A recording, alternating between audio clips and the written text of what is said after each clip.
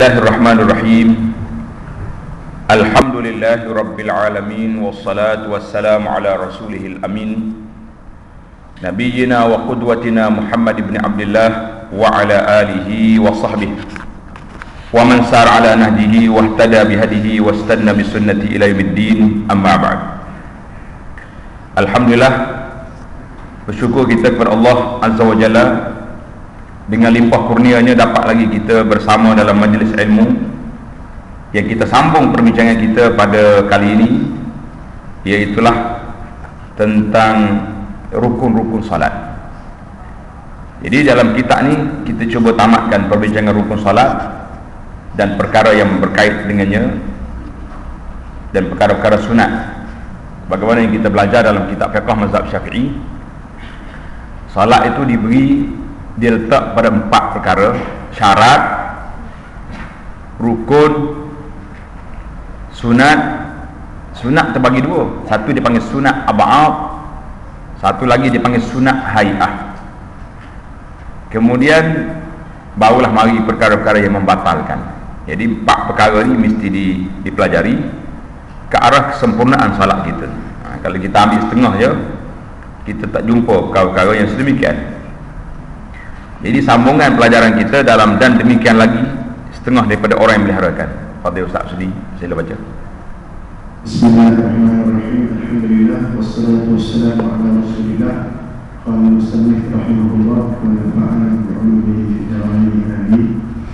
Dan demikian lagi setengah daripada orang yang memeliharakan sembahyang dan mendirikan seperti yang disuruh Allah dan Rasulnya, hendaklah ia mengetahui dan mengerjakan daripada segala rukunnya. Maka arti rukun sembahyang itu ibarat daripada syukur yang ia kejadian yang masuk di dalam mahinya dan tiada dapat dijabarkan dengan sujud sahwi dan segala sunatnya. Maka barang yang dijabarkan dengan sujud daripadanya sunat ab'ad, dan barang yang tiada dijabarkan dengan sujud sahwi dinamakan hay'ah. Maka rukunnya itu 13 perkara. Jadi kata Syekh rahimahullah, dan demikian lagi setengah daripada orang yang mendirikan, yang memelihara sembahyang dan mendirikannya seperti yang disuruh, yang diperintah oleh Allah Subhanahu wa ta'ala dan Rasulnya sallallahu alaihi wasallam, hendaklah ia mengetahui dan mengerjakan daripada segala rukunnya. Jadi syarat kita nak salat, iaitulah orang ni kena buat rukun yang dia belajar, dia termasuk dalam amalan yang besar ini. Jadi kalau tak buat rukun, setara mana kita buat salat pun tak jadi. Kerana tengok dia punya takrif rukun. Letak kat tepi tu kita punya catatan kat tepi takrif rukun ataupun definisi rukun. Apa definisi rukun? Maka arti rukun sembahyang itu, ini kita baca yang dia dulu, lepas tu kita huraikan. Ibarat daripada sukunya, yang ia kejadian yang masuk di dalam mahiyahnya dan tiada dapat dijabarkan dengan sujud sahwi dan segala sunatnya. Itu bahasa dia. Kalau bahasa kita, dia kata apa? Rukun sembahyang itu ibarat daripada satu bahagian daripada amalan salat yang ia termasuk di dalam mahiyah. Mahiyah dengan makna hakikat, mahiyah dengan arti hakikatnya, hakikat salat. Dan tiada dapat dijabar, tiada dapat diganti, ditampal. Di mana dijabarkan, letak bagi betul-betul, dijabar, tiada dapat diganti dan ditampal dengan sujud sahwi. Kan kalau kita terlupa, kita sujud sahwi.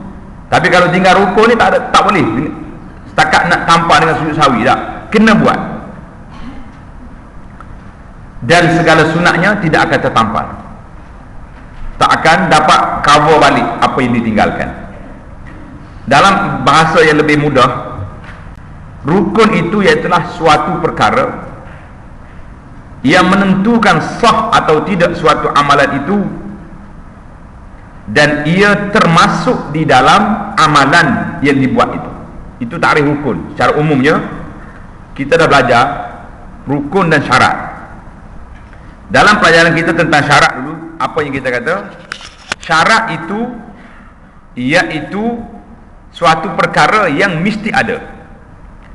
Kalau dia tak ada, tak jadilah perkara itu, dan dia bukan termasuk dalam perkara itu. Ini baca takrif macam itulah. Macam orang duk belajar undang-undang juga. Kadang-kadang pening kita dengar dia baca. Itu syarat. Syarat mesti kena ada, tapi dia bukan dalam amalan itu. Itu perbezaan. Berbeza dengan rukun. Rukun ni mesti kena ada dan dia termasuk di dalam amalan itu. Contohnya, orang nak salat, dia kena ada wudu. Betul tak? Ada wudu. Tapi kalau ada wudu sahaja, syarat dia tak masuk lagi. Sebab dia bukan syarat, bukan perbuatan salat. Dia syarat nak jadi salat. Kalau orang tak ada wudu, tak boleh salat. Rukun, iaitulah dia syarat kena ada. Kalau tak buat rukun, tak baca Fatihah, tak jadi salat. Tetapi dia sendiri itu termasuk di dalam amalan itu. Rukun, qiyam, tengok ni, kita ada berapa belah rukun ni. Jadi itu perbezaan di antara rukun dengan syarat. Syarat mesti kena ada tapi tak masuk dalam pekerjaan. Rukun mesti kena buat, kena ada, dan dia termasuk dalam pekerjaan. Jadi tuan-tuan muslimin dan muslimat, kita kena tanda di sini dalam fiqh Syafi'i, perbezaan di antara rukun dengan wajib ataupun fardu dengan wajib tak ada beza. Yang ni rukun solat, yang ni fardu solat, sama ya. Semuanya kena buat. Yang ni wajib, berdiri ni wajib, makna dia fardu. Yang berbezanya satu tempat, iaitulah di dalam amalan haji. Ketika haji ada beza. Rukun wajib kena buat, tak buat tak jadi haji. Pergilah berapa kali haji pun tak buat rukun, haji tak jadi. Berbeza dengan wajib haji. Wajib haji tak buat, apa jadi? Kena buat. Tapi kalau tak buat, berdosa kalau dengan sengaja, dan dia boleh ganti dengan bayaran lain, dengan damnya, dengan denda-denda yang ada. Itu perbezaan yang sangat ketara di dalam bab haji. Jadi kalau haji ni kena teliti. Jangan kata, oh aku belajar fiqh Syafi'i tak ada beza lah, haji dengan rukun dengan wajib. Betul, tapi bukan di dalam bab haji. Dalam bab haji lah, dalam bab haji kena bezakan di antara rukun dengan wajib. Perbezaan tu kena ada, biar jelaslah. Maka barang yang dijabarkan, apa makna barang yang dijabarkan? Amalan-amalan, perbuatan-perbuatan yang boleh diganti, ditampal dengan sujud sahwi daripada salat. Nya tu kembali kepada salat, iaitulah sunat ab'ad. Sunat ab'ad boleh kita ganti dengan sujud sahwi. Dan barang yang tiada dijabarkan dengan sujud sahwi dinamakan hay'ah. Jadi benda yang diganti dengan sujud sahwi, yang tak payah ganti dengan sujud sahwi, nama dia sunat hay'ah. Ini kita dah bagi tadi, sunat dua bagi. Sunat ab'ad kena ganti dengan sujud sahwi. Sunat hay'ah tak payah ganti. Kalau tertinggal pergi ganti juga sujud sahwi, batal solat dia. Itu perbezaan. Maka rukunnya itu 13 perkara. Nak baca Ustaz?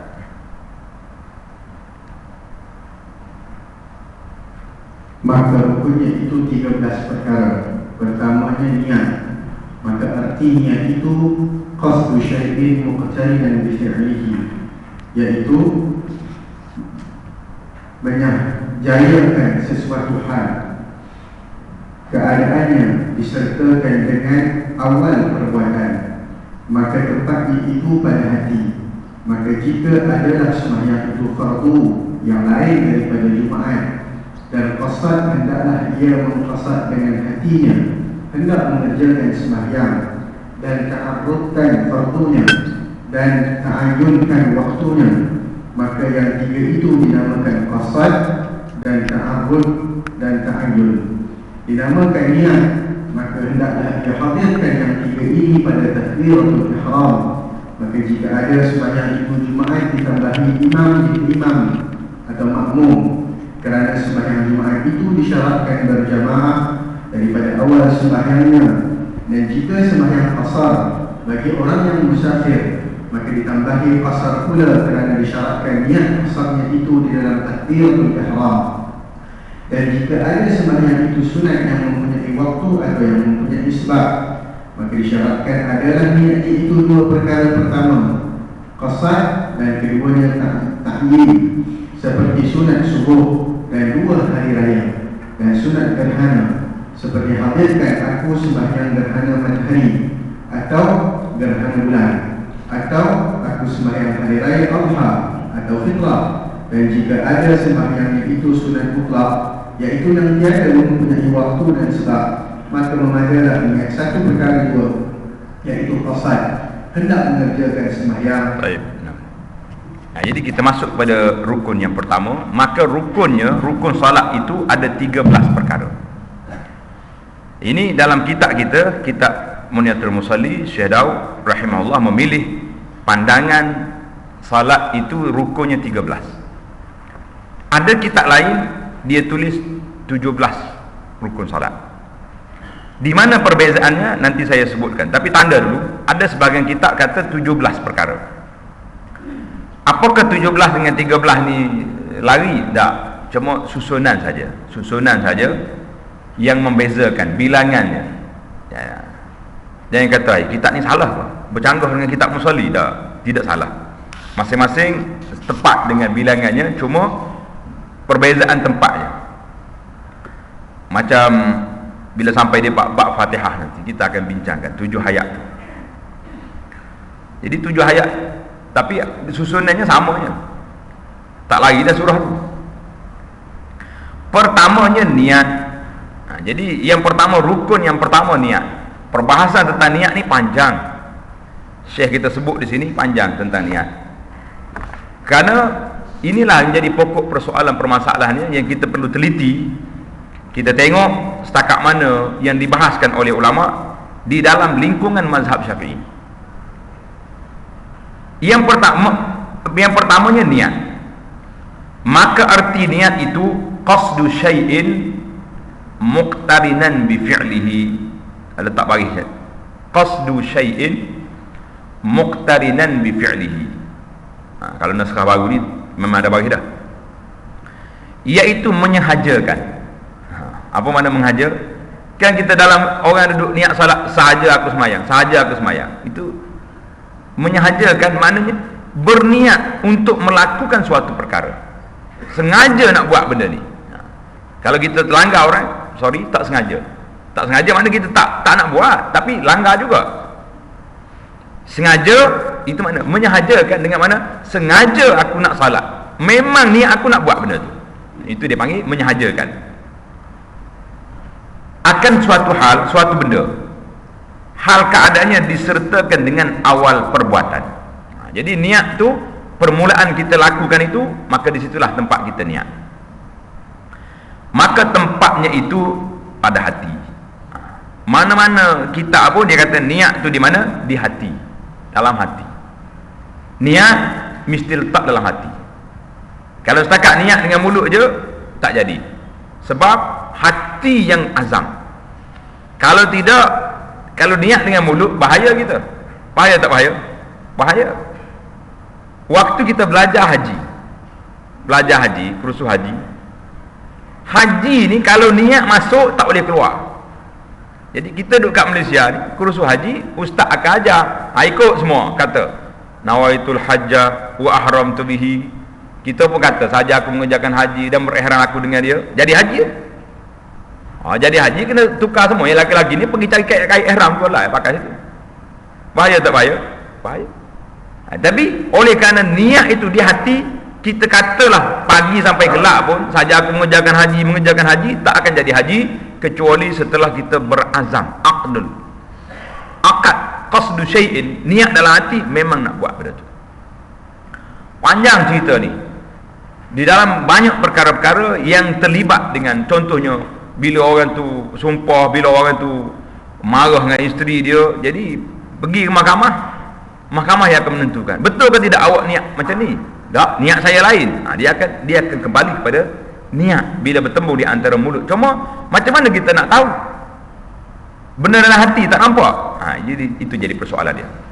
Jadi kata ulama, niat itu di dalam hati, bukan di mulut. Mulut hanya kata, tapi yang akadnya, yang betul-betul azamnya, yang memutuskan nak buat ke tak nak buat, di mana? Dalam hati, fil qalbi, dalam hati. Maka jika adalah sembahyang itu fardu, salat yang kita nak buat ni salat fardu dan lain daripada Jumaat. Jadi apa yang ada? Ada 3 perkara yang kita kena kata. Yang pertama, qasad. Apa makna qasad? Hendaklah ia mengqasad, yakni nyatakan tujuan. Qasad, nyatakan tujuan dengan hatinya hendak mengerjakan sembahyang. Aku nak buat salat, nak mengerjakan sembahyang. Bukan nak pumping, bukan nak nak buat bersenam, tidak. Kan tunduk bangun orang bersenam macam tu juga. Dah aku nak salat ni. Sama juga kalau kita nak puasa. Niat dalam hati nak puasa. Yang pertama dia panggil qasad. Niat nak salat. Niat dengan hatinya nak mengerjakan salat. Dan ta'arrud. Tak baik betul. Ta'arrud, menyatakan fardunya. Semayang, aku nak semayang, fardu. Dan ta'ayyun. Apa makna ta'ayyun? Menentukan waktunya. Waktunya zuhur, asar, maghrib, isyak, subuh. Itu dia panggil ta'ayyun. Ingat, cuba kata sekali, kita ulang balik. Sebab banyak ni orang belajar hak ni, lepas ni dia susah nak cakap. Yang pertama, qasad, kata ta'arrud, ta'ayyun. Letak bagi betul-betul dah. Qasad, ta'arrud, ta'ayyun. Jadi bagi solat yang lain daripada Jumaat, 3 ni kena ada. Qasad, ta'arrud, ta'ayyun. Aku mengerjakan salat, ta'arrud, fardu, ta'ayyun, zuhur. Itu duduk situ. 3 kena ada. Qasad, ta'arrud, ta'ayyun. Jadi bagi orang yang nak melakukan salat, 3 ni kena ada. Maka hendaklah ia hadirkan dalam hati yang 3 ini pada takbiratul ihram. Dalam kita takbiratul ihram, 3 perkara ini, qasad, ta'arrud, ta'ayyun kena ada. Barulah dia dinamakan 3 ini, maka yang 3 ini dinamakan qasad dan ta'arrud dan ta'ayyun, dinamakan niat. Niat itu duduk hati, aku salat zuhur, fardu zuhur. Maka hendaklah ia hadirkan dalam hati yang 3 ini pada takbiratul ihram. Dalam kita takbiratul ihram, Allahu Akbar, niat tu masuk dah. Masuk ke tak masuk? Masuk. Dalam hati dia lah, dia terlintas je. Bukan hati kena fikir panjang bagaimana nak masuk. Tengok ni. Dalam perbincangan panjang ini tentang kesempurnaan niat tu, dalam fiqh Syafi'i ini cukup kronik dalam masalah ini. Sehingga kalau orang terlalu teliti, dia akan jadi was-was. Orang yang terlalu nak awak panggil nak berhalus sangat. Maka jika ada sembahyang itu Jumaat, ditambahi imam jika dia imam. Kalau dia imam, qasad, ta'arrud, ta'ayyun, imam. Kalau Jumaat. Kalau makmum, qasad, ta'arrud, ta'ayyun, makmum. Sebab apa? Kerana sembahyang Jumaat itu disyaratkan berjamaah pada awal salatnya. Syarat Jumaat mesti berjamaah. Tentang bilangan jemaah nanti kita tengok siapa bab dia, kita tengok berapa pandangan ulama tentang bilangan Jumaat. Yang kita belajarnya 40 orang. Ada lagi ke tak orang lain kata macam mana? Kita belajar tengoklah untuk meneliti. Dan jika sembahyang qasar bagi orang musafir, ditambahi pula qasar, kerana disyaratkan niat qasarnya itu dalam takbiratul ihram. Kalau orang ni qasar, kita kata saja aku semayang qasar, ta'arruf fardu, ta'ayyun zuhur qasar. Jadi barulah kita tahu qasar ni 2 rakaat, bukan 4 rakaat. Jika ada sembahyang itu sunat yang mempunyai waktu, apa dia sunat punya waktu ni? Cuba kata duha, lagi tahajud, lagi sunat yang ada waktu dia. Hari raya, itu dia panggil sunat berwaktu. Dan atau sunat yang mempunyai sebab, sunat bersebab. Contohnya kita masuk masjid. Sebab apa nak salat? Sebab aku masuk masjid. Dia panggil sunat tahiyatul masjid. Dan sunat yang kita buat baru ni gerhana sebab. Apa lagi yang bersebab? Sunat wudu. Lepas ambil wudu kita nak sembahyang sunat, itu dia panggil sunat bersebab. Sunat yang punya waktu atau yang punya sebab, maka disyaratkan adalah niatnya itu 2 perkara. Yang pertama qasad, melakukan salat. Yang kedua ta'yin. Awal ta'yin, tentukan dia ni waktu dia. Waktu mana ni? Duha, sunat subuh, sunat 2 hari raya dan sunat gerhana. Ini semua ni dipanggil sunat yang ada waktu, yang ada sebabnya. Seperti hadirkan dalam hati, aku sembahyang gerhana matahari, atau gerhana bulan, atau aku sembahyang hari raya adha atau fitrah. Mudah ya, letak dalam hati, aku ingat benda ni. Dan jika ada sembahyang itu sunat mutlak. Apa mana sunat mutlak? Ada ke tidak? Mungkin tuan-tuan akan baca buku lepas ni, balik cari kat rumah. Ada ke tidak nama sunat mutlak? Ada? Tak ada nama dia. Sunat mutlak ni sunat yang tak bernama. Sunat tak ada nama. Macam air mutlak, air yang tak ada nama, itu air mutlak. Apa makna mutlak? Mutlak ni bahasa Arab. Mutlak ni semata-mata sunat, tak ada apa sebab, tidak ada, semata-mata nak solat. Itu mana? Kalau kita kata air mutlak, ni air mutlak tak dalam botol ni? Air mutlak. Tapi orang panggil air botol, air mineral, air minuman. Nama air mutlak bermakna air yang tidak ada nama lain. Sunat mutlak, sunat yang tidak ada nama. Nak sembahyang apa tu? Sunat. Jadi kalau sunat mutlak, apa yang kita niat? Iaitulah sunat yang tiada mempunyai waktu dan sebab, maka memadailah niat satu perkara sahaja, iaitulah qasad, hendak mengerjakan sembahyang. Senang kita. Nak sembahyang tak ada waktu, duha pun tidak, tahiyatul masjid buat dah, bangun apa benda, kita pun nak sembahyang sunat. Allahu Akbar, masuk dalam hati, aku sembahyang sunat, habis, aku salat, cukup dah. Mudah saja, sebab dia tak terikat dengan mana-mana waktu dan mana-mana. Jadi sunat mutlak ni semata-mata nak sembahyang. Waktu mana ni? Tak, waktu yang tidak dilarang lah.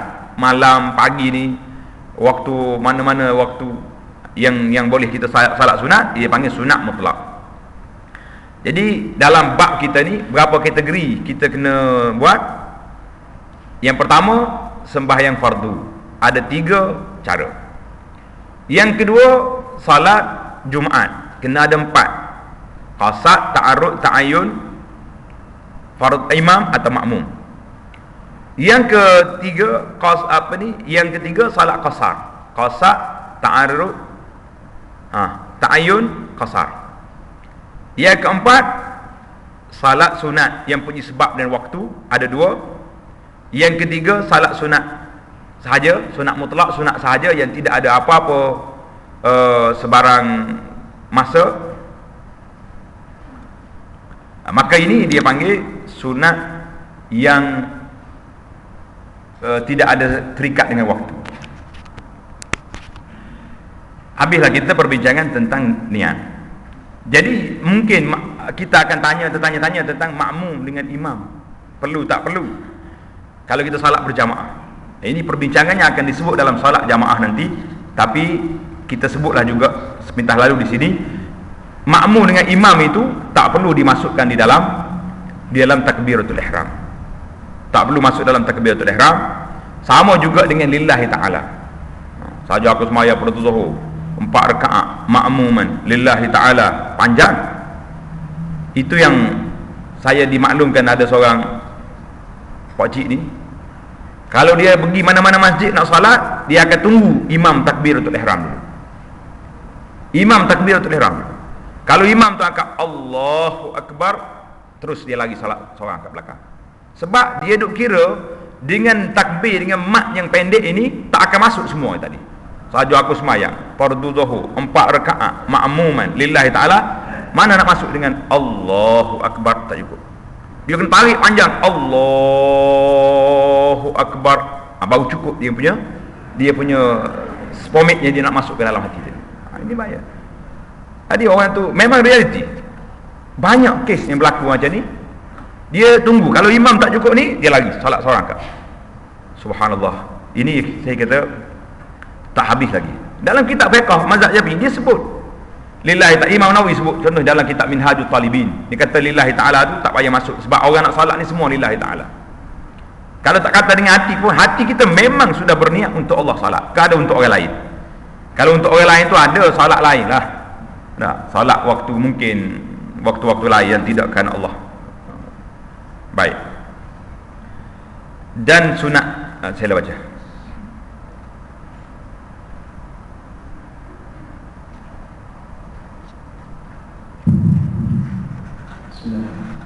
Dan sunat menafaskan niat dengan lidahnya dahulu daripada takbir, dan menyebutkan bilang-bilang rakaatnya, menyebutkan adaan atau qadaan, dan mengidhafatkan bagi Allah Subhanahu wa taala seperti katanya usalli fardhu dhuhri 4 raka'atin adaan lillahi ta'ala atau 3 raka'atin pada maghrib atau raka'ataini pada subuh.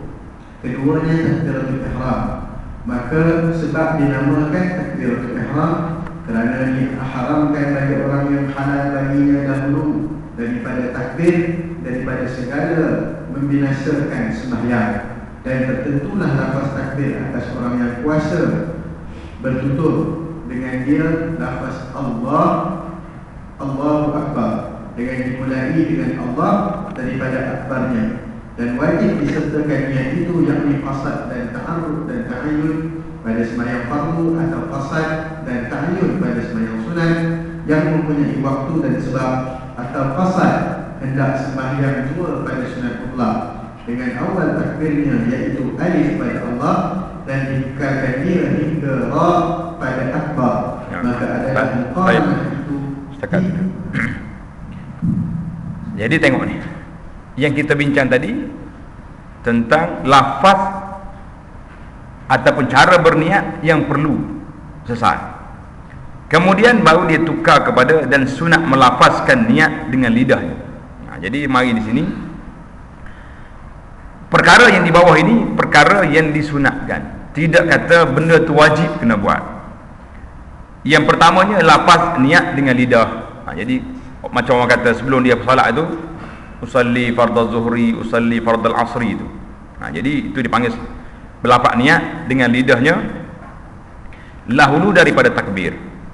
Jadi kitab tentang berlafaz niat dengan lidah ini panjang dibahaskan oleh Imam An-Nawawi rahimahullah di dalam kitabnya Al-Majmu'.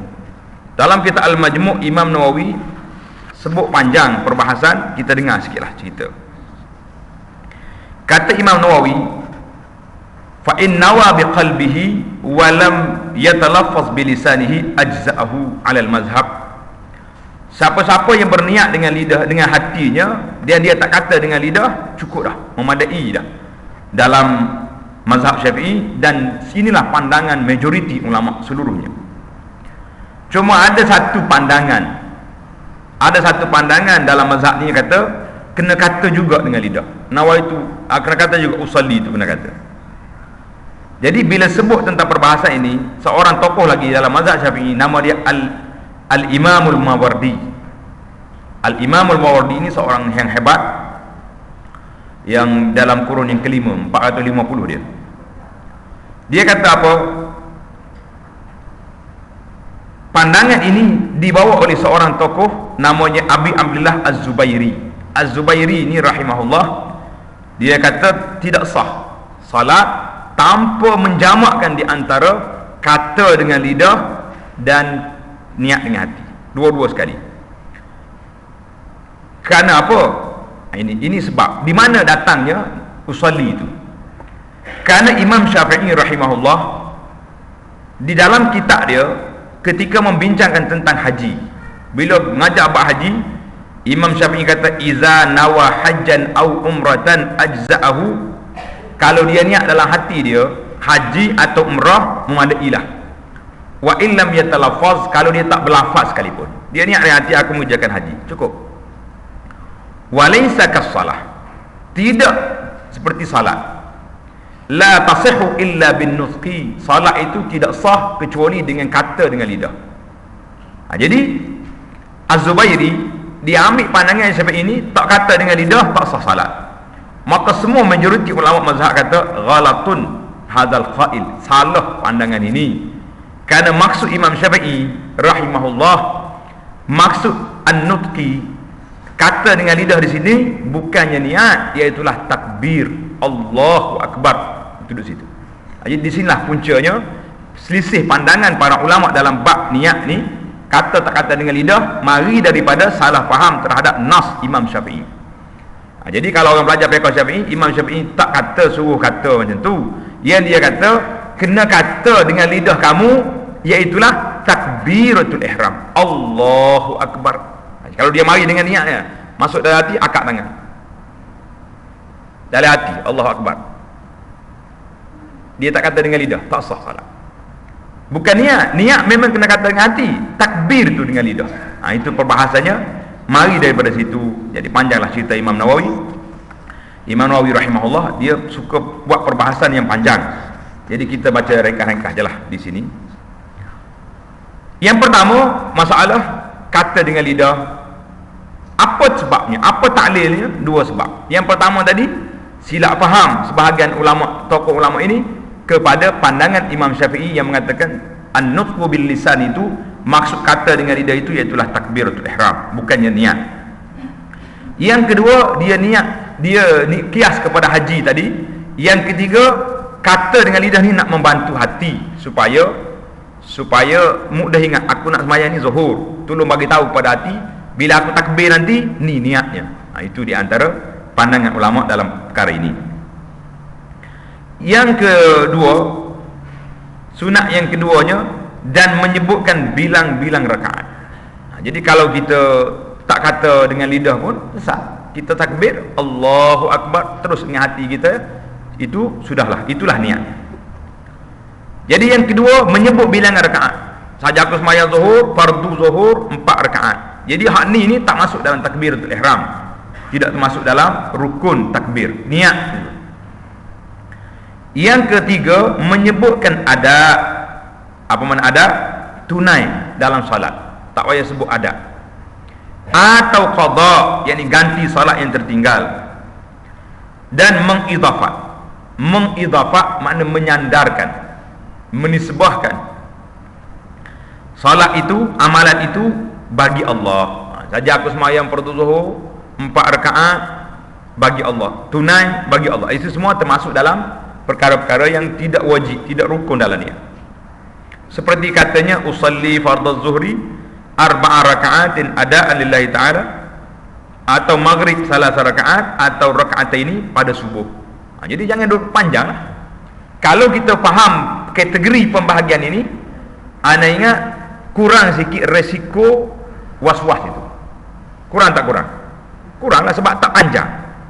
Yang kita naknya balik semula kepada niat kita. Cukup memadai aku sembahyang fardu zuhur, bas. Tak payah 4 rakaat, tak payah adaan, tak payah makmuman, tak payah lillahi ta'ala. Berapa dah kita syok, kita punya pendek. Yang jadi masalahnya, kita belajar ini, diajar daripada kecil, mungkin hafal ni. Kalau tak masuk ni tak boleh. Itu yang jadi was-was.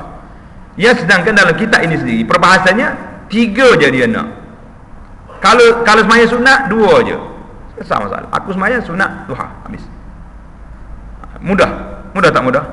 Barulah kita nampak hari ni betapa senangnya perkara ini, tidaklah menyusahkan sangat. Jadi semua yang ada disebut di bawah ini termasuk dalam kategori perkara yang sunat. Tapi walau macam mana pun, makmum kena niat. Macam kalau kita niat solat berjamaah, kita sudah takbir Allahu Akbar, niat dalam hati dah niat kan.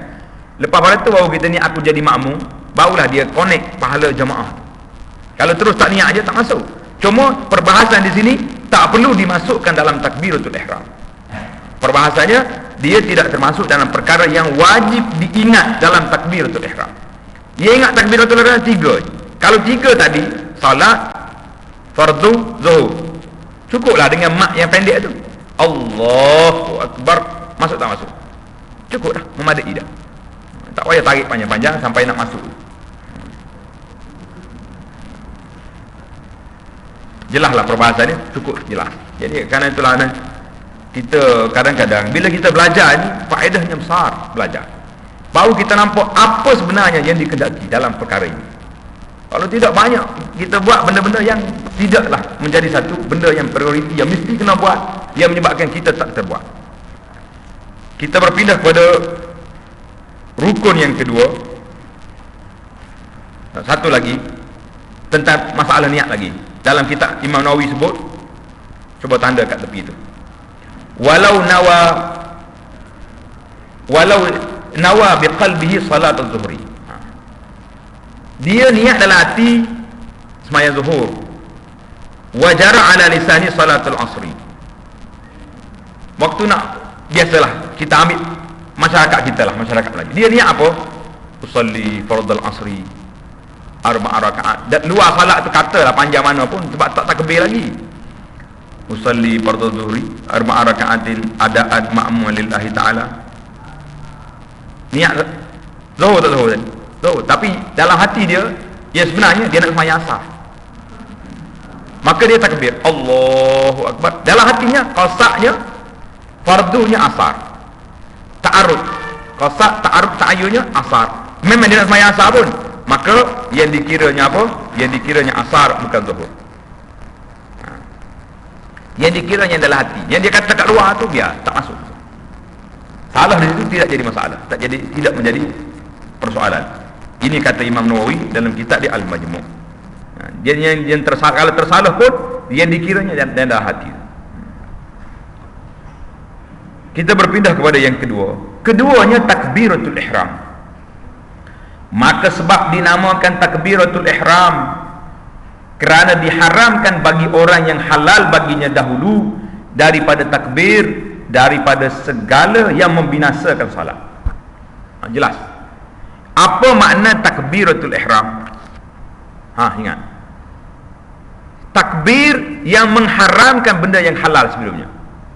Belum kita takbir, makan boleh, minum boleh, bercakap boleh, apa benda pun boleh.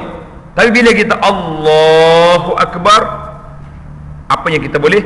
Bercakap dengan Allah je boleh, makan minum tak boleh lagi. Itu makna takbiratul ihram, takbir yang mengharamkan perkara yang halal sebelumnya.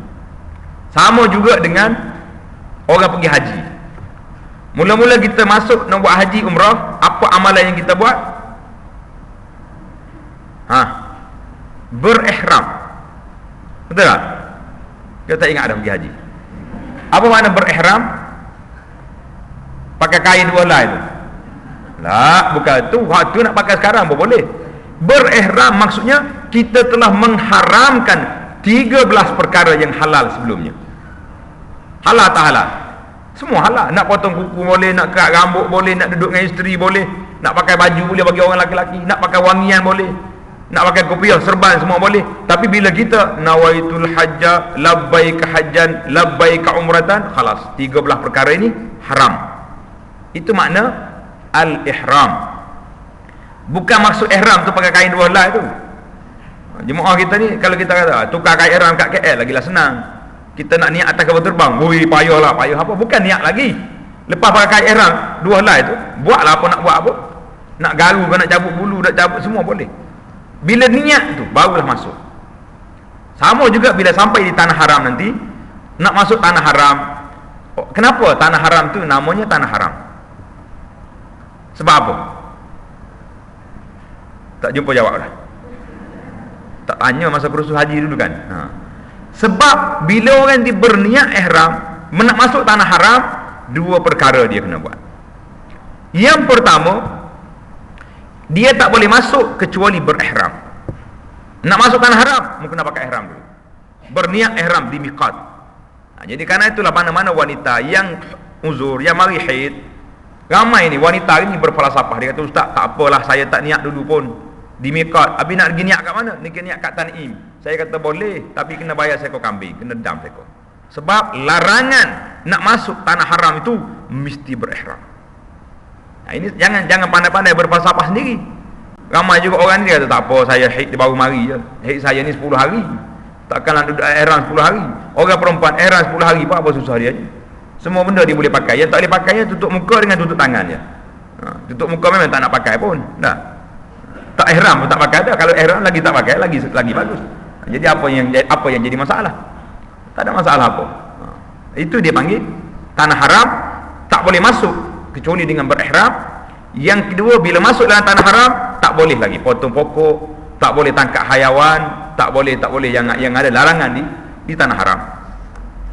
Balik pada cerita kita, takbiratul ihram sebab dinamakan dia kerana diharamkan bagi orang yang halal baginya dahulu daripada takbir itu, daripada segala perkara yang membinasakan salat. Jadi itu dipanggil takbiratul ihram. Kena ingat lagi ni, tiga benda haram ni kena ingat. Takbiratul ihram, ihram haji dan umrah, dan tanah haram. Boleh ingat tak? Alhamdulillah kalau boleh ingat. Dan tertentu, yakni tertentu dengan makna wajib.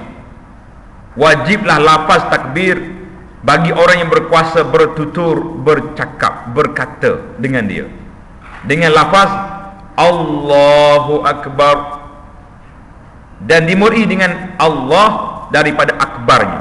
Jangan akbarullah, tak jadi takbir tu. Kalau akbarullah maknanya besarlah Allah, dah. Allahu Akbar. Azab Allahu Akbar yuk. Allahu Akbar, Allahu Akbar. Jadi inilah akbarullah, terbalik. Aks.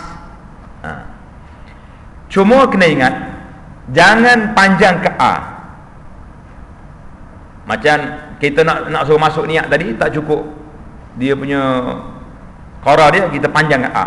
Allah, tak boleh. Sebab kalau alif dua, dia jadi tanda tanya. Allah, adakah Allah? Sangat bahaya. Dia punya kesalahan tu kesalahan yang teruk. Allah dengan makna Allah, adakah Tuhan? Kita nak besarkan Tuhan, kita jadi tanya pula, adakah Allah itu besar? Jadi adakah Allah, jadi soalan. Jadi itu dipanggil A dua kali. Huruf Arab ni dengan sabdu dia tu makna dua huruf. Yang ada sabdu tu dua huruf. Kalau tarik mat panjang jadi dua huruf, itu jadi persoalan. Dan wajib disertakan niat itu, yakni khasat dan ta'arud dan ta'ayun pada sembahyang fardu, atau khasat dan ta'ayun pada sembahyang sunat yang mempunyai waktu dan sebab, atau khasat hendak sembahyang sahaja, jua bermakna sahaja pada sunat mutlak. Dengan awal takbirnya iaitu alif pada Allah, dan dikekalkan dia hingga ra pada akbar. Jadi Allahu Akbar. Hari ni kita akan belajar pula cara niat. Dalam fiqh kita ni ada 3 cara. Dia panggil muqaranah. Penyertaan niat dengan takbir tu ada 3 kategori. Kita baca dulu. Maka adalah muqaranah itu 3 namanya. Pertamanya muqaranah kamaliyah, iaitu menghadir yang tersebut itu daripada kasat dan ta'min pada baju yang hadir pada hatinya ketikanya pada alif Allah, maka dikekalkan hingga kepada kabar keduanya. Baik. Jadi yang pertama dipanggil muqaranah kamaliyah. Muqaranah ni penyertaan niat dalam takbir tu yang sempurna. Macam mana nak buat ni? iaitulah menghadirkan yang tersebut itu daripada qasak dan ta'arud dan ta'ayun pada fardu, dihadirkan dalam hatinya, masuk dalam hati ketika waktunya daripada alif Allahu Akbar, maka dikekalkan hingga kalimah akbar sempurna. Niat tu ingat daripada awal sampai ke akhir. Ini dipanggil muqaranah kamaliyah, muqaranah yang paling sempurna. Ini boleh buat ke tak buat macam ni? Nak takbir dan sekali dengan niat sampai sudah, itu payah. Yang kedua muqaranah, yang keduanya muqaranah urfiyah, tak bagi depan. Muqaranah urfiyah. Muqaranah urfiyah iaitu menghadirkan niat yang tersebut di dalam takbirnya. Jikalau hadir niat itu pada satu suku daripada takbir sama ada pada Allah atau pada akbar, atau dikatakan menghadir pada satu suku daripada takbir itu memadalah atau memuangkan istihadnya sekira-kira jangan lupa dan lalai daripada mengingatkan niat tatkala mengatakan Allah Akbar, Allahu Akbar. Itu pun doa, itu pun dinamakan muqaranah arfiyah mufiyah. Muqaranah mufiyah juga sahlah sebahagiannya pada orang yang awam yang banyak ini. Baik. Yang kedua muqaranah urfiyah. Apa dia muqaranah urfiyah? Penyertaan niat secara uruf, secara kebiasaannya. Bagaimana? Iaitulah menghadirkan yang tersebut, tiga perkara itu daripada qasak yang tersebut dalam takbirnya. Jikalau hadir niat itu pada satu suku, satu bahagian daripada takbir, sama ada pada lafaz Allah atau pada akbar, atau dikatakan menghadirkan niat pada satu suku daripada takbir, itu memadalah. Muqaranah urfiyah ni cukup ringkas. Inilah, atau membuangkan ijtihadnya sekira-kira jangan lupa dan lalai daripada mengingatkan niat tatkala mengatakan Allahu Akbar. Itu pun dinamakan muqaranah urfiyah juga. Sahlah sembahyangnya pada orang awam yang ramai ini. Jadi muqaranah urfiyah ni muqaranah yang senang, yang mudah. Apa dia? Dalam kita takbir, mana-mana bahagian Allahu Akbar, di celah tu niat je. Semayang zuhur cukup. Salat fardu zuhur habis. Jadi harian ni dalam kitab ni telah ikrar, telah buat satu keputusan bahawa inilah kebanyakan orang awamnya memadailah dengan cara ini. Jadi cukup dah, kita pun ambil lah yang ni, tak usah duk cari kamaliyah, nak niat daripada awal sampai ke akbar, payah. Mana-mana dalam bahagian niat kita tu teringat, cukup memadai. Kata Syekh Al-Bujairimi, Bujairimi ni orang kenal dengan nama Al-Bujairimi. Nama dia Sulaiman bin Muhammad Al-Bujairimi ni orang Mesir, ulama Mesir. Kitab dia yang masyhur iaitulah Hasyiah Bujairimi alal Khatib, ke atas kitab Iqna'. Dan banyak lagi kitab-kitab lain. Bujairimi kata apa? Bermula muqaranah urfiyah, bahawa diserta, yakni istihdar, dihadirkan, dibawa ke dalam hati akan yang wajib tadi, qasak, ta'arud, ta'ayun tadi, dengan suatu suku, suatu bahagian daripada takbir. Mana-mana tempat niat itu masuk dalam takbir, memadailah.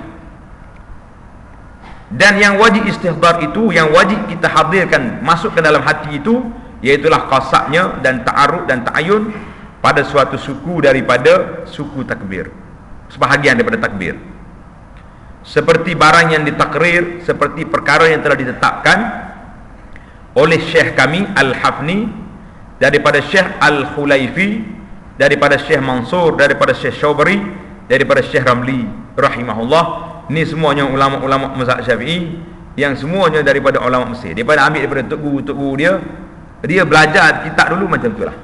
Semua orang ni dia ambil, dia akan sebut guru-guru dia. Jadi pasal itulah di antara indahnya kalau kita belajar berkitab ini, kita akan sebut saya belajar kitab ini daripada guru saya. Jadi pasal itulah kalau kita belajar, biar khatamlah kitab, biar habis kitab, baru kita boleh kata saya belajar kitab ini daripada guru. Jadi satu fenomena yang baik saya tengok hari ini masyarakat kita, dia akan belajar kitab, dia akan habiskan. Contohnya kita buat satu daurah. Daurah ni satu kursus 3 hari seminggu, nak khatamkan kitab. Setiap hari baca, setiap malam baca 2 jam, 3 jam, biar khatam. Barulah dia panggil, boleh sebut macam ini. Seronok kan? Saya cukup seronok kalau kita boleh sebut, ni saya belajar kitab daripada guru saya, daripada guru, je cerita. Itu jadi antara, kalau tengok salah satu daripada cerita saya, lawatan ke negara China. Tengok dalam internet nanti, lawatan ke negara China. Catatan ke lawatan, gitulah. Mula-mula sekali saya naik kapal terbang daripada Kota Baru nak pergi ke Kuala Lumpur sebelum naik China ke Beijing. Duduk sebelah saya ni, Allah yarham, Tuan Guru Haji Husin, yang baru meninggal minggu lepas, rahimahullah. Dia kata saya nak ajar kepada awak doa ni. Saya kata ajar, dia pun ajar. Dia cerita dengan saya, guru dia ambil doa ni waktu dia naik unta daripada Mekah ke Madinah. Naik unta, Tok Guru dia ambil dengan guru dia waktu naik unta daripada Mekah nak pergi Madinah. Naik. Kemudian Tuan Guru Haji Husin rahimahullah ni, dia kata aku ambil doa ni daripada guru saya waktu naik bas daripada Mekah nak pergi Madinah. Pas kata kita duanya bila, dia kata tak apalah, takut tak sempat, dia kata. Saya bagi ijazah doa ni kepada anta di atas kapal terbang daripada Kota Baru nak pergi ke China. Kata naik. Jadi kita ni makam lebih tinggi lagi ya. Sebab ambil di atas, yang lain semua ambil kat bawah belaka. Jadi kalau siapa nak terima lagi lepas pada ni, kita kena naik jet lah pula. Baru saya boleh bagi. Saya takkanlah kalau naik kapal terbang setara dengan orang lain juga, kita kena naik yang tinggi lagi baru boleh. Carilah jet mana-mana, kita bagilah ijazah doa. Cerita tu menarik. Jadi dia panggil ada tasalsul, dia panggil tasalsul. Nak bagi kat sini pun boleh, tapi tak ada cerita. Dia panggil seronok aje. Sekurang-kurangnya bila habis khatam kitab ni, muslimin dan muslimat boleh tulis, kata, saya belajar kitab ni daripada bersama dengan Abu Anas di Masjid Negara. Jadi itu dipanggil menarik, ada kenangan, ada tasalsul. Pasal itulah kata ulama, al-ilmu rahimun baina ahli. Ilmu itu menjadi silaturahim di antara ahli-ahli dia. Jadi saya belajar dengan orang ni, saudara muslimi muslimat belajar dengan saya. Jadi kita ada tasalsul, kita pergi kepada orang tu, bersambung. Baik. Jadi kadang-kadang cerita ulama ni seronok, menarik dia orang ni. Ulama zaman dulu suka. Jadi satu syarah dia dalam kitab I'anatul Talibin, syarah kepada kitab Fathul Mu'in. Kalau orang belajar kitab, dia akan jumpa nama ni Fathul Mu'in, ni ada terjemahan dia. Jadi dua orang imam yang besar dalam mazhab Syafi'i ini, iaitulah Imam Al-Ghazali dan Imam Al-Haramain, cukup membuat satu komentar yang cukup baik dalam masalah niat ni. Dia kata kalaulah kita nak buat ihdar hakiki, nak buat tauzik ni, nak bagi-bagi niat macam ni, dia kata ini di luar daripada kemampuan manusia. Tengok, dia kata la tahwihul qudratul basyariyah, tak mampu dibuat oleh manusia. Manusia mana hati dia nak selaras start Allahu Akbar sampai ke akhir itu, niatnya boleh berjalan, boleh bagi, dia panggil ini di luar daripada kemampuan manusia. Jadi memadailah dengan kalau kita niat tu masuk di dalam mana-mana bahagian takbir, cukup. Tulis di tepi kitab, dalam kitab Fathul Mu'in, ditulis Fathul Mu'in. Dia kata apa? Wa indal a'immati tsalatsa. Di sisi ulama, 3 mazhab lain pada Syafi'i. 3 lagi mazhab dia kata yajuzu taqdimun niyyati 'ala takbir bizamanil yasir. 3 mazhab lain membenarkan kita niat dalam hati kita nak salat itu sedikit sebelum kita takbir. 3 mazhab. Dalam kitab Al-Bujairimi ni kata apa? Wa kana Syekh At-Tuhi rahimahullah yaqul hadha huwa al-madhhab asy-Syafi'i wa hadha infarada bihi asy-Syafi'i an baqiyatil a'immah. Niat kena masuk dalam takbir ini min mufradat, daripada satu pandangan Imam Syafi'i yang tak sama dengan 3 mazhab lain. Jadi pasal itulah kita tengok orang mazhab lain simple je dia salat, tak bunyi dah kuat-kuat Allahu Akbar, sebab bagi mereka boleh berniat awal sedikit sebelum takbir. Kenapa saya bawa cerita ni? Cerita ni kita bawa, kita bentangkan supaya kalau orang ditimpa musibah penyakit was-was. Kenapa saya sebut musibah ni? Sebab orang kena was-was lebih dahsyat. Orang lain kalau yang penyakit rasuah ni, dia takut SPRM je. Tapi orang kena was-was ni, dia nak takut siapa? Tak tahu siapa dia. Saya pernah tengok seorang pakcik ambil wuduk sampai basah habis satu. Ambil macam buru mandi masih. Tak. Saya kata kenapa dia pakcik? Entahlah, tak mari-mari juga niat. Subhanallah, saya kata. Dia takbiratul ihram sampai orang nak rukuk tak sudah lagi. Yang jadi masalahnya takbir betul, Allahu Akbar, Allahu Akbar, tak masuk.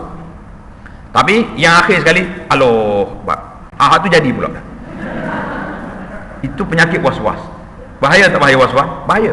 Jadi bagi orang yang kena penyakit ni, was-was, syaitan kacau dia banyak, kita kemukakan pandangan yang 3 mazhab kata ya juzu taqdim, boleh didahulukan niat itu sebelum takbiratul ihram biz zaman yasir sedikit.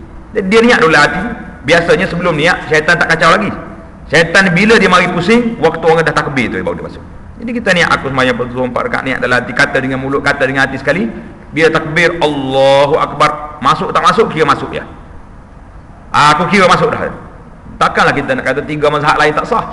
Jadi Imam Bujairimi Al-Khatib dia kata apa?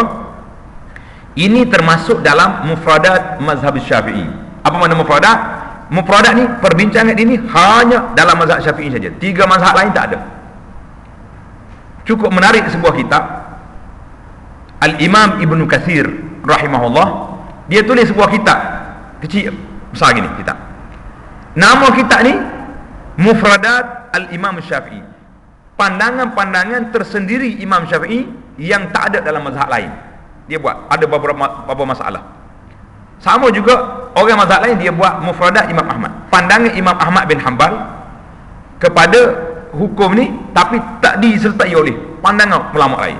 Ulama dahulu dia cantik. Jadi kita boleh kategorikan di sini bahawa masalah takbiratul ihram istihdar dalam hati ini termasuk dalam mufradat mazhab Syafi'i. Jadi oleh kerana kita ni mazhab Syafi'i, maka kita belajarlah cara ni, tapi cara yang paling minima yang disebut tadi. Dan kalau sekiranya ditimpa was-was, maka berilah kepada pandangan kepada mereka bahawa boleh kita istihdarun niyah di awal salat sebelum takbir, dan kita cuba masukkan dalam takbir. Kalau tak masuk juga kira masuk. Ini kalau ada agak was-was, tolong sampaikan maklumat ini kepada mereka. Habislah kita akan pergi kepada yang seterusnya, tauzik yang ketiga. Dan ketiganya Iqra. Ketiganya muqaranah tauzi'iyah, iaitu mensuku-suku akan suku niat pada suku takbir, iaitu dimuqaranahkan qasad pada al, alif lam lam, dan pada ha dan ta'yun pada akbar. Maka dinamakan tauzi'iyah kerana ia menghafalkan suku niat pada suku takbir. Maka adalah muqaranahnya tiada memada ia pada niat dengan muwafaqah ulama padanya. Bersalahan yang dahulu surah. Maka yang pertama ittifaq bagi orang yang puasa dan jika membawakan was-was, maka hendaklah diamalkan muqaranah urfiyah yang muktamad oleh Imam Nawawi dan Imam Ghazali dan yang lain daripada keduanya. Dan jikalah dia daripada takbir, jika lemah, dan jika lemah dia daripada takbir dengan bahasa Arab, hendaklah diterjemahkan dengan bahasa dirinya, dan wajib dia belajar jika dia dapat. Dan baik, habis. Ini yang ketiga. Tadi kita belajar muqaranah kamaliyah yang sempurnanya kalau boleh disatukan lafaz takbir itu dengan niat. Yang kedua muqaranah urfiyah, memadailah mana-mana bahagian takbir kita berniat. Kemudian yang ketiga dipanggil muqaranah tauzi'iyah. Apa makna? Iaitulah mensuku-sukukan, membahagikan akan suku niat daripada suku takbir. Allah, ini teruk. Iaitulah dimuqaranahkan qasad pada Allah, al, tidak Allah lagi, al qasad saja aku semayang, dan pada ha Allah itu ta'ayun, dan pada akbar, jadi bagi-bagi. Allahu akbar, bagi qasad, lepas tu ta'ayun, lepas tu ta'arud, jadi duduk bagi-bagi. Maka dinamakan tauzi'iyah kerana ia menghampirkan suku niat pada suku takbir. Maka adalah muqaranah ini tiada memadai ia pada niat dengan muwafaqat ulama padanya. Jadi tak cukup ini. Bersalahan yang dua surah yang terdahulu, dua surah dulu, dua gambaran niat yang terdahulu, itu yang diterima oleh para ulama. Jadi di sini, maka yang pertama muqaranah kamaliyah, ittifaq bagi orang yang kuasa, orang yang mampu, itulah yang terbaik. Dan jika membawakan was-was, maka adalah diamalkan muqaranah urfiyah. Muqaranah urfiyah yang telah dimu'tamad, yang telah diputuskan oleh Imam An-Nawawi. Imam An-Nawawi ini selalu je kita dengar nama dia. Nama apa dia? Nama dia Yahya bin Sharaf. Yahya bin Sharaf An-Nawawi. An-Nawawi itu nama kampung dia, kampung Nawa di Syam, di Syria. Syria tempat perang hari ini. Saya pergi kubur Imam Nawawi ini. Dalam lawatan saya pergi melawat ke negara Syria, saya sampai ke kampung dia. Budak-budak sini tengok, mata kata mana rumah Nawawi, tengok rumah dia tapak lah, di masjid kampung dia. Pergi apa ni, kubur dia ada. Kita bukan nak pergi melawat tengok kubur, tapi jalanan kita sampai di situ, kita pergi tengok kampung dia. Dia ni kampung dekat dengan Busra. Busra ni tempat cerita Buhaira. Buhaira yang tengok Nabi waktu kecil. Ingat tak? Ingat? Kan orang selalu sebut dalam bulan ni Buhaira di Syam. Buhaira tu rahib tu, padri tu, yang dia tu tengok Nabi kita berjalan sallallahu alaihi wasallam ni, dia berjalan, dia tengok awan tuduh atas, nampak teduh.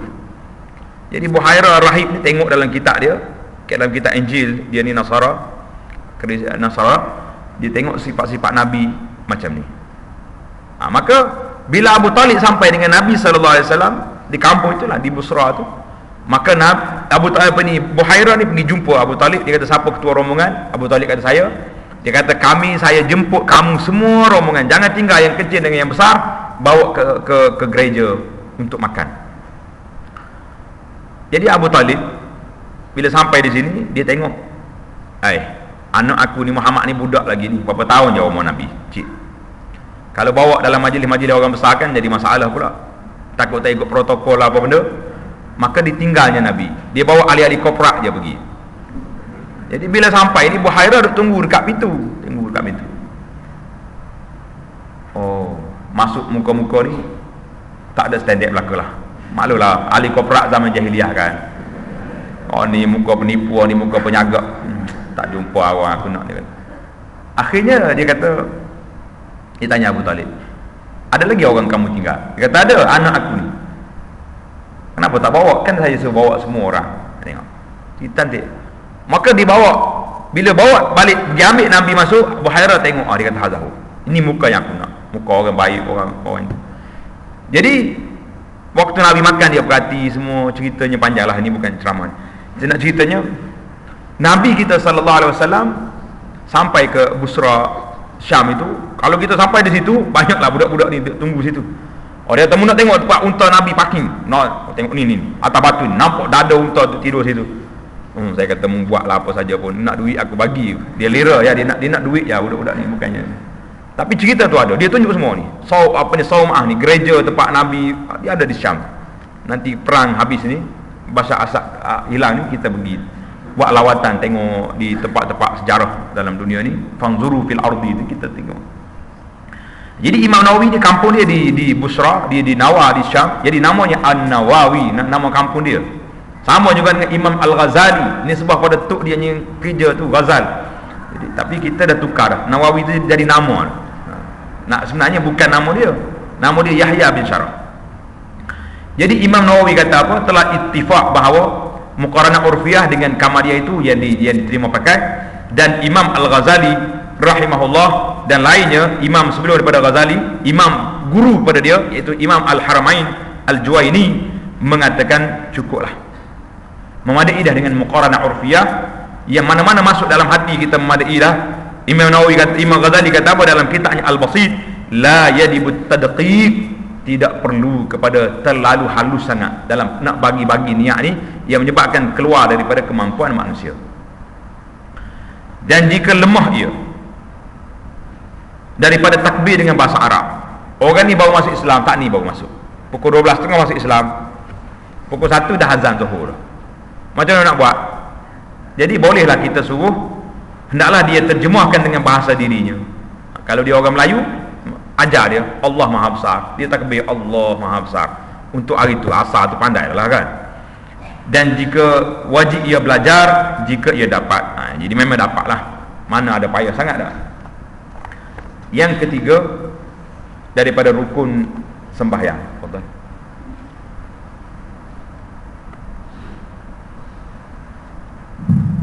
Bismillahirrahmanirrahim. Dan ketiganya daripada rukun sembahyang qiyam, yakni berdiri pada sembahyang fardu dan disyaratkan ia dengan dibetulkan tulang belakang, dan jikalau dengan bersandar sekalipun, maka jika berdiri cenderung sekira-kira tiada dinamakan berdiri, tiada sah sembahyangnya. Dan jika lemah ia daripada berdiri sekira-kira masyaqqah yang menghilangkan khusyuknya, sah ia sembahyang serta duduk. Dan jika lemah duduk, maka hendaklah ia berguling di atas lambung kanan, itu afdal daripada lambung kiri. Dan jika lemah ia, maka sembahyang dengan melintang di atas belakangnya, maka mengisyarat dengan kepalanya. Dan jika lemah ia dengan yang demikian itu, maka dengan kelopak matanya. Dan jika lemah ia, maka dengan melakukan rupanya sembahyang dengan hatinya. Maka tiada gugur sembahyang selama ada akalnya selama ada akalnya. Nah, kita berpindah kepada rukun yang ketiga, dan ketiganya daripada rukun sembahyang, iaitulah qiyam.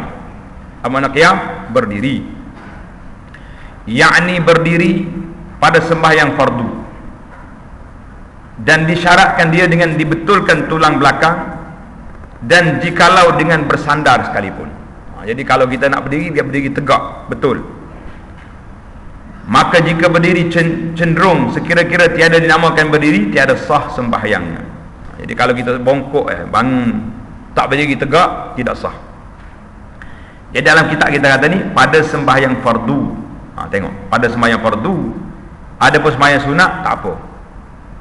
Kita nak sembahyang sunat panjang, nak berdiri, nak lama. Kita nak sembahyang sunat duduk atas kerusi, duduk boleh, Allahu Akbar, duduk atas kerusi sembahyang sunat. Nak duduk atas bersela, atas lantai, duduk boleh. Tapi pahalanya setengah. Salat orang berdiri tak sama dengan salat orang duduk, kecuali orang uzur. Orang uzur tak apa. Dan jika lemah ia daripada berdiri, kalau nak berdiri tak mampu dia, sekira-kira masyaqqah ni kesusahan yang menghilangkan khusyuknya, sahlah sembahyang serta duduk. Mana kalau dia berdiri yang sebab dia sakit kaki ke, sakit lutut ke, sakit pinggang ke, sakit apa, berdiri ni sampai terpaksa kena tahan kacik gigi, nak keluar air mata, maka dia boleh duduk. Dan jika lemah duduk, maka adalah ia berguling, yakni tidur di atas lambung, yakni di atas rusuk yang kanan. Kita tidur gini, terbaring gini, itu afdal daripada lambung kiri. Kalau kanan sakit belah ni, kita tidur belah kiri, naknya muka menghadap ke arah kiblat. Dan jika lemah ia, nak duduk atas rusuk kiri kanan dua-dua tak dapat, maka sembahyang dengan melentang, tidur atas belakang, tidur dengan mengisyaratkan dengan kepalanya. Mana kita kaki kita arah kiblat, kepala kita gini, tidur macam tu. Jadi kita tengok kiblat. Ini tidur. Dan jika lemah ia dengan yang demikian, nak angkat kepala pun tak darat lah, nak angkat tangan tak dapat, maka dengan kelopak matanya. Dia salat dengan kelopak mata je, bergerak mata je. Dan jika lemah ia, maka dengan melakukan rupa sembahyang dengan hati. Solat adalah hati. Maka tiada gugur sembahyang selama ada akalnya. Allahu Akbar. Selagi ada akal, selagi itulah salat tak gugur. Jadi di sini timbul banyak persoalan. Di antara soalan yang ditimbulkan, iaitulah ramai orang kita tengok hari ni, pakcik-pakcik kita ni, makcik kita ni salat di atas kursi. Sebahagian orang menamakan, dipanggil salat VIP. Kadang-kadang kursi itu bukan kursi biasa, kursi cantik-cantik dia buat, kursi cantik pada ni lagi, duduk. Siap dah kursi, duduk tengah saf. Macam mana nak buat? Jadi menjadi tanggungjawab kepada kita, kalau tengok keluarga kita ke siapa saja yang melakukan salat atas kursi, kita kena tanya dulu, awak mampu tak mampu berdiri? Dia kata mampu, cuma saya tak boleh nak lama. Baik, berdiri dulu, bangun dulu, Allahu Akbar. Kalau habis Fatihah tak larat dah, imam baca panjang, dia duduk atas kerusi. Sebabnya waqumu lillahi qanitin, berdiri itu adalah rukun. Dalam Quran sebut waqumu lillahi qanitin, adalah kamu berdiri kerana Allah Ta'ala. Rukun, bukannya sunat. Jadi kita berdiri. Baiklah, pakcik ni tak boleh berdiri. Kalau berdiri terus ke bawah, dia boleh duduk atas kerusi. Taib, duduk atas kerusi. Dia waktu nak rokok, dia turun tunduk. Nak sujud boleh tak boleh sujud? Kalau kita kata dia boleh sujud, dia boleh turun daripada kerusi, dia sujud, maka dia kena buat. Jangan kata relax pakai atas kerusi, aku tak, kan duduk atas kerusi kan, tak baik, kena turun kalau boleh sujud. Sebab sujud ni rukun ke sunat? Rukun. Tak boleh dijabarkan dengan sujud sawi, itu mana rukun. Maka dia kena turun. Taib. Kalaulah dia duduk atas kerusi, dia tak boleh turun. Sebab kalau turun mungkin terbalik. Dan dia boleh duduk atas lantai.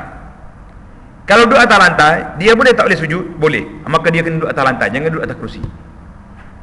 Sebab dia tak boleh tinggal rukun yang dia boleh buat. Ini banyak saya perhati, 2-3 orang pesakit ni bila datang kat kita, dia buat demo, dia suruh saya tengok dia salat. Saya kata tak, saya tengok. Saya kata sekarang ni duduk atas kerusi, boleh? Boleh. Nak turun? Boleh. Nak turun? Turun. Waktu dia bangun nanti, dia nak berdiri lama tak boleh, lutut dia tak kuat, pinggang dia sakit, maka dia duduk atas kerusi balik. Ataupun abaikan kerusi terus, jangan duduk atas kerusi, duduk atas lantai. Sebab duduk atas kerusi pun dia rokok macam tu juga, betul tak? Atas lantai pun macam tu juga dia rokok. Dan dia boleh sujud, sujud 2 kali dalam situ. Jadi itu rukun. Kalau dia boleh, maka kita nasihatkan jangan bagi kerusi dengan dia, kita suruh dia salat di atas lantai, kerana dia masih lagi mampu mengerjakan sujud. Jadi banyak saya tengok kelonggaran yang ada ni, kadang-kadang longgar tak berskru, tak ada skru dah, pakai longgar terus dia salat atas kerusi, pakai relax situ ya. Ini sembahyang fardu, sembahyang sunat, buatlah apa saja nak buat. Atas kerusi boleh, atas kereta boleh, atas kapal terbang boleh, atas motosikal pun boleh, atas kenderaan boleh. Sembahyang sunat lain statusnya daripada sembahyang fardu. Jadi hati-hatilah bagi orang yang guna sembahyang fardu ini di atas kerusinya, di atas tempat duduk ini, supaya mereka duduk imbangkan keadaan. Mana keadaan yang dia salat yang rukunnya banyak tertinggal, dia ambil yang paling kurang, minima dia boleh meninggalkan rukun. Banyak tak banyak silapan ni? Saya ingat banyak. Ini perlu pada penelitian perlu pada kajian yang mendalam. Kerana saya tengok ramai orang yang sakit bawa kursi tapi dia boleh berjalan. Kalaulah dia boleh berjalan, makna dia boleh berdiri, tak boleh berdiri. Kenapa dia tak nak berdiri? Waqumu lillahi qanitin. Satu. Yang kedua, tempat yang paling dekat hamba dengan Allah dalam salat dia di mana? Dalam sujud. Kalau pakcik nak atas kerusi seumur hidup, bila dia nak tunduk kepada Allah Ta'ala, terlalu jauh fajwah, jaraknya jauh dia dengan Allah. Sedangkan dalam sujud itulah tempat yang paling dekat kita dengan Allah. Jadi kalau kita semuanya relax je atas kerusi je, jadi jauhlah kita dengan Allah. Dalam sujud kita tak sujud kepada Allah. Takkanlah seumur hidup tak nak sujud? Itu jadi masalah. Jadi kena teliti dalam masalah ini. Salat ini tidak gugur selagi ada akalnya. Perkara yang keempat, sila. Dan keempatnya membaca Fatihah pada tiap-tiap rakaat, melainkan rakaat orang yang masbuk, dan bismillah itu satu ayat daripadanya. Wajib memeliharakan segala hurufnya dan tasydidnya dan tertibnya dan mu'alat antara kalimahnya dan kelimanya. Habis. Rukun yang keempat, membaca Fatihah pada tiap-tiap rakaat. Ini jelaslah kita. Dalam kita belajar fiqh ini, membaca Fatihah itu wajib tiap-tiap rakaat. Karena jelas dalam hadis Nabi sallallahu alaihi wasallam, Nabi kata apa? La salata liman lam yaqra bi Fatihatil kitab. Tidak sah salat bagi mereka yang tidak baca Al-Fatihah dalam salat dia. Jadi ini riwayat Bukhari, melainkan rakaat orang yang masbuk, orang yang tertinggal. Orang yang mari lambat ke masjid, dia sampai-sampai imam sudah rokok, maka dia terus masuk rokok. Itu dia panggil gugur bagi dia Al-Fatihah, dikecualikan bagi dia. Sebab apa dikecualikan ini? Inilah kelebihannya solat berjamaah. Solat secara berjamaah, lebihnya orang itu boleh meninggalkan Fatihah. Fatihah itu rukun, tapi tak apa tak baca. Sebab imam tolong tanggung kita. Karena itulah bila imam salah, dia sujud sahwi, kalau kita tak salah pun kita kena ikut. Kalau tidak, orang panggil tak seimbang. Waktu kita salah, dia tanggung. Waktu dia salah, kita tak nak tanggung jawab. Imbang tak imbang? Dia ramai orang tanya, dia kata, Ustaz, imam salah, kenapa kita nak sujud sahwi? Saya kata, waktu dia salah, kamu tak nak tanggung jawab. Waktu kamu salah, dia tanggung. Zalim tak zalim kita kepada imam? Satu kezaliman. Jadi yang naknya adilnya, dia tanggung kita, kalau dia salah, kita ikut juga. Sujud sahwi sekali dengan dia, kerana memang dia tersalah. Jadi dia sebut itu, salat Fatihah ini, Fatihah dalam salat ini satu perkara yang wajib dibaca oleh setiap orang, termasuklah di dalam orang yang sembahyang bersama dengan imam sebagai makmum pun dalam fiqh Syafi'i ini wajib kita kena baca. Jadi ada juga pandangan mazhab lain yang mengatakan kalau imam baca kuat, kita dengar aja. Tapi pandangan yang ulama yang memilih pandangan yang mengatakan salat Fatihah itu kita baca juga adalah pandangan yang jelas dalam hadis ini, kerana hadis Nabi kata tak boleh orang itu baca Fatihah, tak sah salat yang tak baca Fatihah. Cuma oleh kerana benda ni perbincangannya panjang, perbahasan dia panjang, antara isu yang hangat dibincangkan dalam kalangan ulama Islam iaitulah perkara ini. Apakah makmum perlu baca Fatihah di belakang imam yang baca jahar, baca kuat? Jadi ada sebahagian ulama mengatakan bahawa qiraatul imam, bacaan imam itu telah menanggung pada bacaan makmum sebagaimana yang disebut tadi. Jadi kalau kita orang tu nak ambil pandangan tersebut, macam orang mazhab Hanafi contohnya, kita tak salah pertikai ke awak sah tak sah salat ni. Tapi kalau bagi kita sendiri, kita berpeganglah pada pandangan yang disebut oleh dalam fiqh kita ni. Seperti pandangan Imam Syafi'i yang dibawa oleh Imam Ibn Hajar. Ibn Hajar ulama hadis yang besar. Dan juga ulama hadis yang lain, Imam Asy-Syaukani, mereka kata apa? Kesimpulan yang dia buat, iaitulah makmum tetap diwajibkan membaca Fatihah walaupun di belakang imam. Ia berdasarkan kepada dalil-dalil yang banyak yang disebut dalam kitab. Dan bismillah itu satu daripada ayat, salah satu daripada ayat. Jadi bismillah ini salah satu daripada ayat Al-Fatihah. Kalau tengok dalam kitab mushaf kita ni, Quran yang ditulis dengan resam Utsmani, resam Utsmani dia akan tulis bismillah itu satu ayat. Tengok, dia panggil bismillahirrahmanirrahim ayat yang pertama. Ada juga dia tak kira bismillahirrahmanirrahim tu, tapi duduk di ayat lain, ihdinas siratal mustaqim siratal ladzina an'amta alaihim. Dia tak ambil bismillah tu pada ayat yang pertama. Itu khilaf dalam qiraat. Cuma yang kita nak di sini, perbahasan dia panjangnya tentang bismillah ini satu ayat atau tidak. Jadi dalam resam Utsmani ini satu ayat, itu ayat yang pertama. Berbeza dengan surah lain. Surah lain dia tulis ke tak tulis? Tengok dalam mushaf kita. Dalam surah Alif Lam Mim Al-Baqarah bismillahirrahmanirrahim tak ada nombor ayat. Tapi dalam Fatihah ada.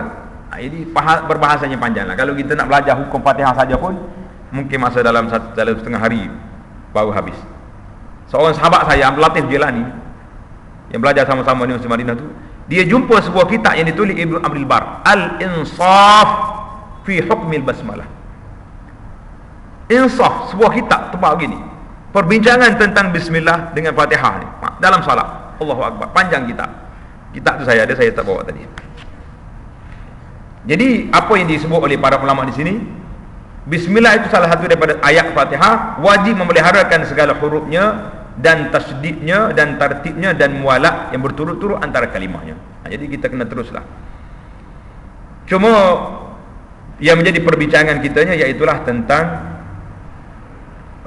baca kuat ke tak kuat. Ada setengah mazhab, kalau pergi ke Mekah lah, contoh yang paling dekat lah, kita tak usah pergi jauh-jauh. Pergi Mekah Madinah, imam dia tak baca kuat bismillah. Nah, kita Allahu Akbar, terus dibaca Alhamdulillahi Rabbil Alamin. Mari tempat kita Allahu Akbar, Bismillahirrahmanirrahim, Alhamdulillahi Rabbil Alamin. Termasuklah surah lain pun, Qul a'udzu birabbin nas pun kena baca kuat juga. Jadi itu perbahasan panjang di sini saya ambil sebuah kitab ya. Rasa cantik jugalah kita ringkaskan sebab kita nak habiskan rukun kita ini. Iaitulah Imam Nawawi dalam kitab Hukmul Jahri bil Basmalah, hukum menguatkan baca bismillah ini. Al-Imam An-Nasa'i membawa satu riwayat daripada Nu'air Al-Mujmir. Nu'air Al-Mujmir kata apa? Sallaitu wara'a Abi Hurairah. Aku salat di belakang Abu Hurairah. Faqara'a bismillahirrahmanirrahim, thumma qara'a bi ummil Quran. Dia baca bismillah, lepas tu dia baca Al-Fatihah. Jadi ini dia kata, hadis ini riwayat oleh Imam An-Nasa'i. Cuma sanadnya dipertikaikan oleh sebahagian ulama. Kata Imam Nawawi di dalam syarah Muslim, bab hujah mereka yang tidak menjaharkan bismillah. Imam Nawawi letak dalam Muslim, bab hujah man qala la yujharu bil basmalah. Hujah mereka yang kata bismillah kena perlahan. Apa hujah dia? Kata-kata Anas radhiyallahu anhu. Anas ni khidmat di rumah Nabi 10 tahun. Sehingga Nabi kita wafat. Daripada Nabi sampai Madinah sampai Nabi wafat 10 tahun di khidmat.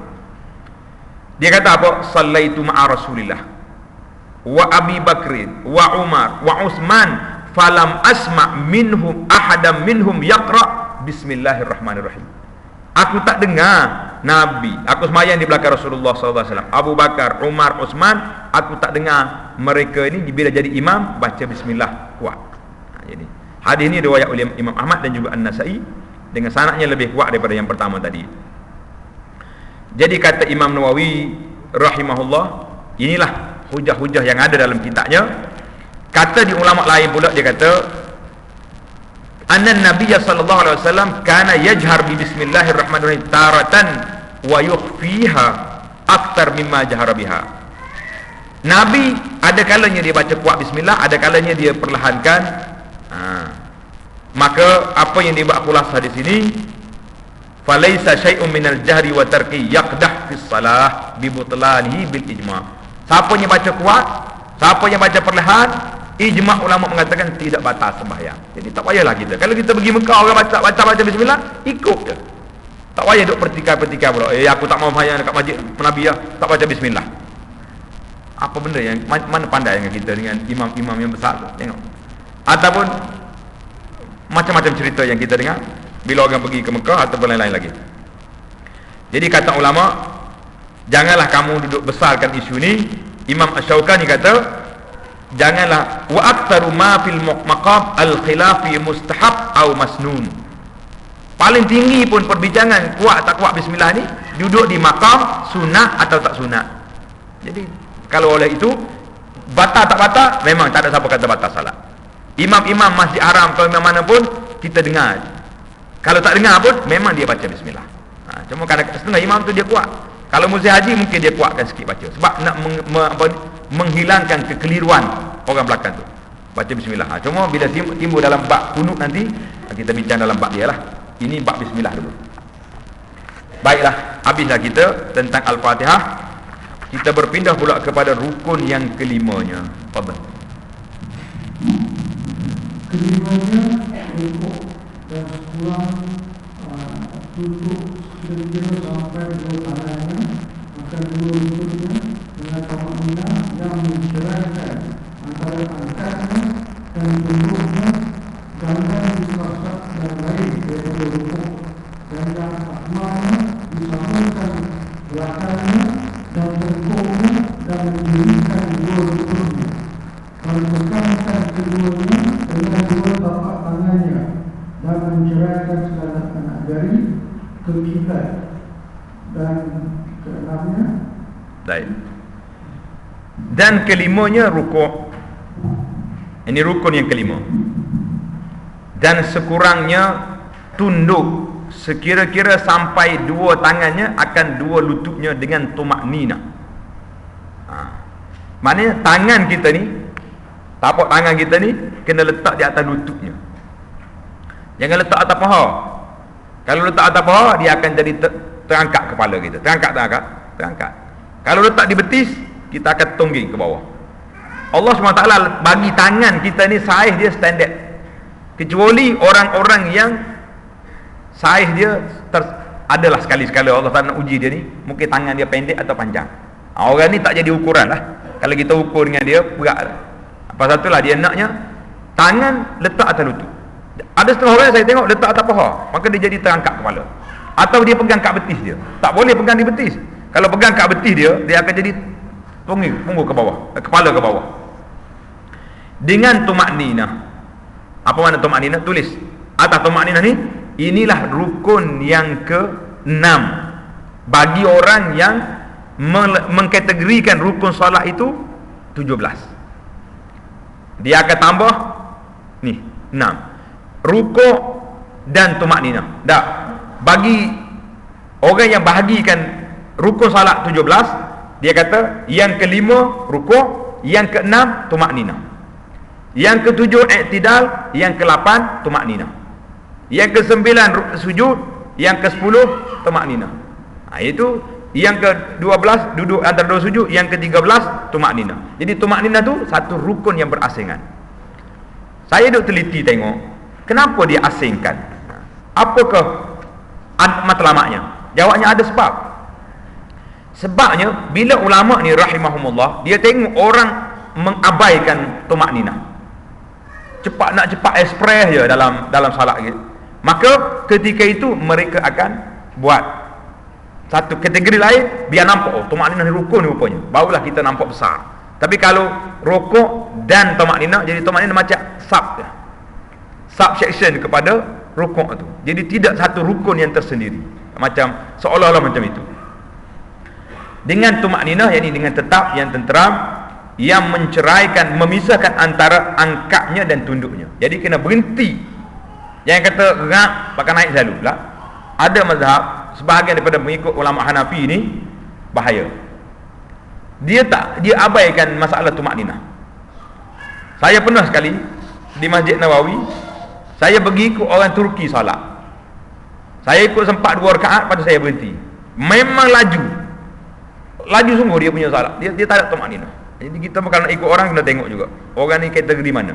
Kalau orang mazhab Hanafi, laju dia salat. Sebab dia, kalau mazhab dia pun dia tak suruh sembahyang cepat macam tu. Dia orang tu oleh kerana dia belajar, mungkin tumakninah tak masuk dalam bilangan sangat, dia menyebabkan dia laju di situ. Imam-imam dia tidaklah laju. Yang mencerai, memisahkan antara angkatnya dan tunduknya, dan jangan dikosak yang lain daripada rukuk. Jangan niat kenapa turun tu nak ambil barang jatuh tak? Itu tak jadi rukuk. Macam timbul isu ni, orang naik kereta dekat tawaf. Jadi tak jadi dia tawaf, sebab dia kata orang ni bukannya berjalan, orang dijalankan. Bila timbul cadangan, orang suruh buat eskalator yang berjalan, macam airport dekat tempat sa'i tu. Saya cakap, buat apa macam ni? Dia macam-macam dia cadangan-cadangan ni lah. Dia naknya berjalan tu dengan rokok itu dengan niat nak rokok. Dan yang akmalnya disamakan belakangnya dan tengkuknya. Ini kena balik ambil kayu, buat sama gini, kita terarokok. Tengok, kalau kepala kita tertunduk ke bawah, dia akan turun, tak sama. Dia nak belakang dengan kepala dia sama. Dalam ilmu perubatan moden hari ini, yang buat kajian sains tentang solat tu, dia kata belakang ni kena sama dan kepala tu angkat pergi ke depan. Jangan bongkok belakang. Jadi lepaskan tengkuk tu biar pergi depan, barulah dia jadi refleks, jadi macam urutan. Itu hak dia lah. Tapi hak kita je memang salat kita pun macam tu. Sebab itulah yang diajar. Dan mendirikan dua lututnya dan pinggangnya, kemaskan lutut kita dengan dua tapak tangannya. Tapak tangannya tak atas lutut, dan menceraikan segala anak jarinya ke kiblat. Jadi anak jari ni kita buka, tak ke arah kiblat itu. Dan yang keenamnya i'tidal. Apa makna i'tidal? Berdiri tegak selepas rukuk. Mana i'tidal? Berdiri tegak lepas rukuk. Jikalau sembahyang sunat sekalipun, kena ada. Iaitulah kembali ia kepada qiyam seperti dahulunya dengan tumakninah. Tumakninah ni mari sekali lagi. Jadi saya sebut tadi, tumakninah ni sebagian ulama mengasingkan daripada rukun i'tidal, maka dia buat rukun tersendiri. Cuma timbul di sini persoalan timbul tentang tumakninah, tentang i'tidal. Apakah dia rukun panjang ke rukun pendek? Ya, dalam kitab kata rukun di sini rukun tak lama, i'tidal ni tidak lama. Sehingga ramai timbul soalan nanti, kalau orang pergi Masjid Haram ataupun imam-imam kita di dalam solat tarawih, dia baca doa panjang kat situ, sedangkan waktu tu waktu i'tidal, bukan waktu qiyam. Boleh ke tak boleh? Nak jawab di sini, tulis sini jawapannya daripada Al-Hafidh Ibnu Hajar di dalam kitabnya Fathul Bari. Dia kata apa? Ikhtaran Nawawi, Imam Nawawi telah memilih pandangan jawaz tatwilir rukni al-qasir, boleh memanjangkan rukun yang pendek seperti i'tidal ini bizikri, dengan zikir. Jadi kalau kita i'tidal panjang lama duduk dia, tak boleh. Tapi kalau kita duduk berzikir, duduk doa, itu dibenarkan. Jadi tidaklah timbul isu masalah. Ni ada setengah jemaah ni bila sampai di tempat witir dengan imam di Masjid Haram pun dia lagi salat salam. Sebab dia kata imam baca panjang, dia belajar dalam fiqh dia batal. Fiqh Imam Syafi'i, Imam Nawawi, ulama besar dalam mazhab Syafi'i, mengatakan jawaz harus memanjangkan rukun yang pendek ini bizikri, kalau kita duduk berzikir, duduk doa. Tapi kalau kita duduk berdiri termenung situ tak boleh.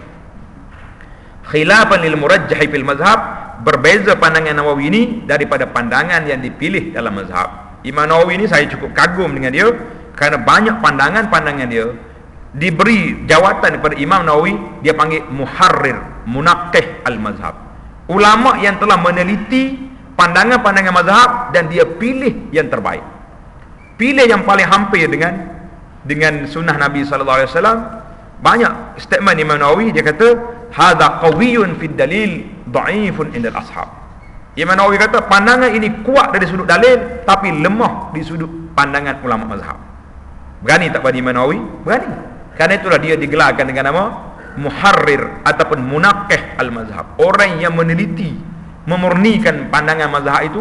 Yang banyak bercanggah Nawawi yang buat pandangan yang pertengahan. Ulama mutaakhir lagi seperti Bujairi, seperti Imam Ramli, Imam Ibn Hajar, semua itu mari kemudian dah. Tapi Nawawi ini pertengahan. Jadi kalau kita pergi setakat Imam Nawawi, banyak pandangan-pandangan dia yang cukup relevan dengan suasana, tetapi mungkin bercanggah dengan realiti yang dibuat oleh sebahagian masyarakat. Habislah kita. Yang ketujuhnya, sudah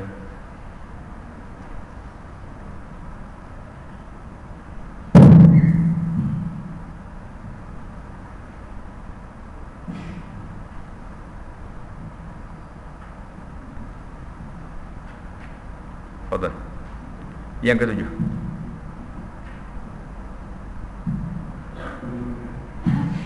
dan ketujuhnya sujud dua kali pada tiap-tiap rakaat dengan tumakninahnya, dan jika ia sujud atas sesuatu yang ia tunggang, yang tiada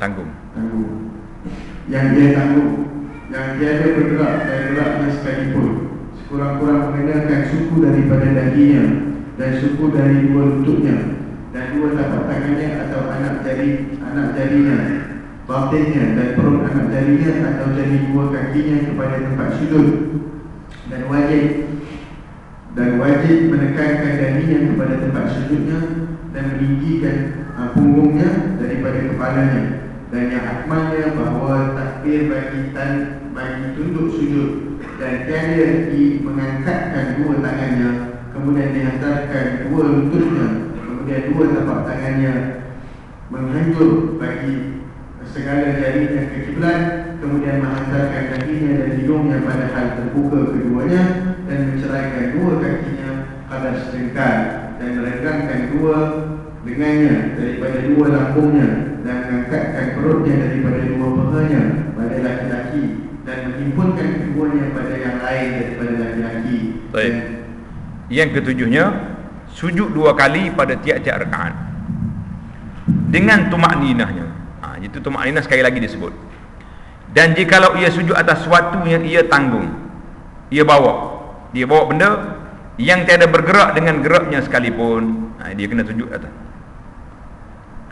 Sekurangnya mengenakan suku sebahagian daripada dahinya dan suku dari dua lututnya dan dua tapak tangannya atau anak jarinya.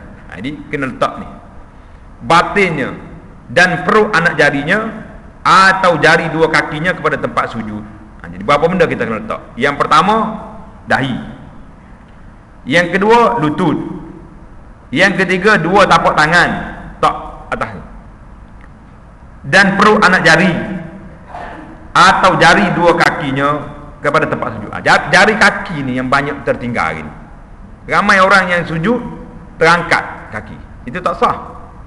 Ataupun terlipat macam ni, terbalik ke belakang, bukan dengan perut jari, itu tak boleh. Kena terbuka jari, biar duduk macam ni. Kita kena tengoklah, perhatilah ramai masyarakat hari ni macam-macam dia buat. Ada yang terangkat kaki, ada yang duduk apa ni, terbalik, terlipat. Jadi insya-Allah lah dalam jalsah kita yang akan datang ni, kita akan tamatkan perbincangan tentang sunat ab'ad dan sunat hai'ah, bermakna komplit bab salat. Kemudian kita tunjuk gambar-gambar yang tepat lah, yang betul insya-Allah dalam jalsah kita yang akan datang, bagaimana pergerakan sebenar. Jadi hari ni terpisah ni. Pisah tak pisah? Kita belajar rukun baru ni. Yang sunat tak lagi. Jadi kena belajar semua sekali rukun, habis yang sunat barulah kita buat tatbiqi. Maknanya gambaran yang sebenar, minat takbir ila taslim, daripada takbir sampai kepada salam.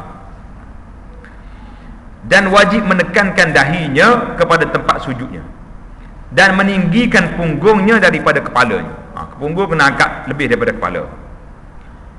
Dan yang akmalnya, yang sempurnanya, bahawa takbir bagi tunduk dengan tiada mengangkat dua tangan.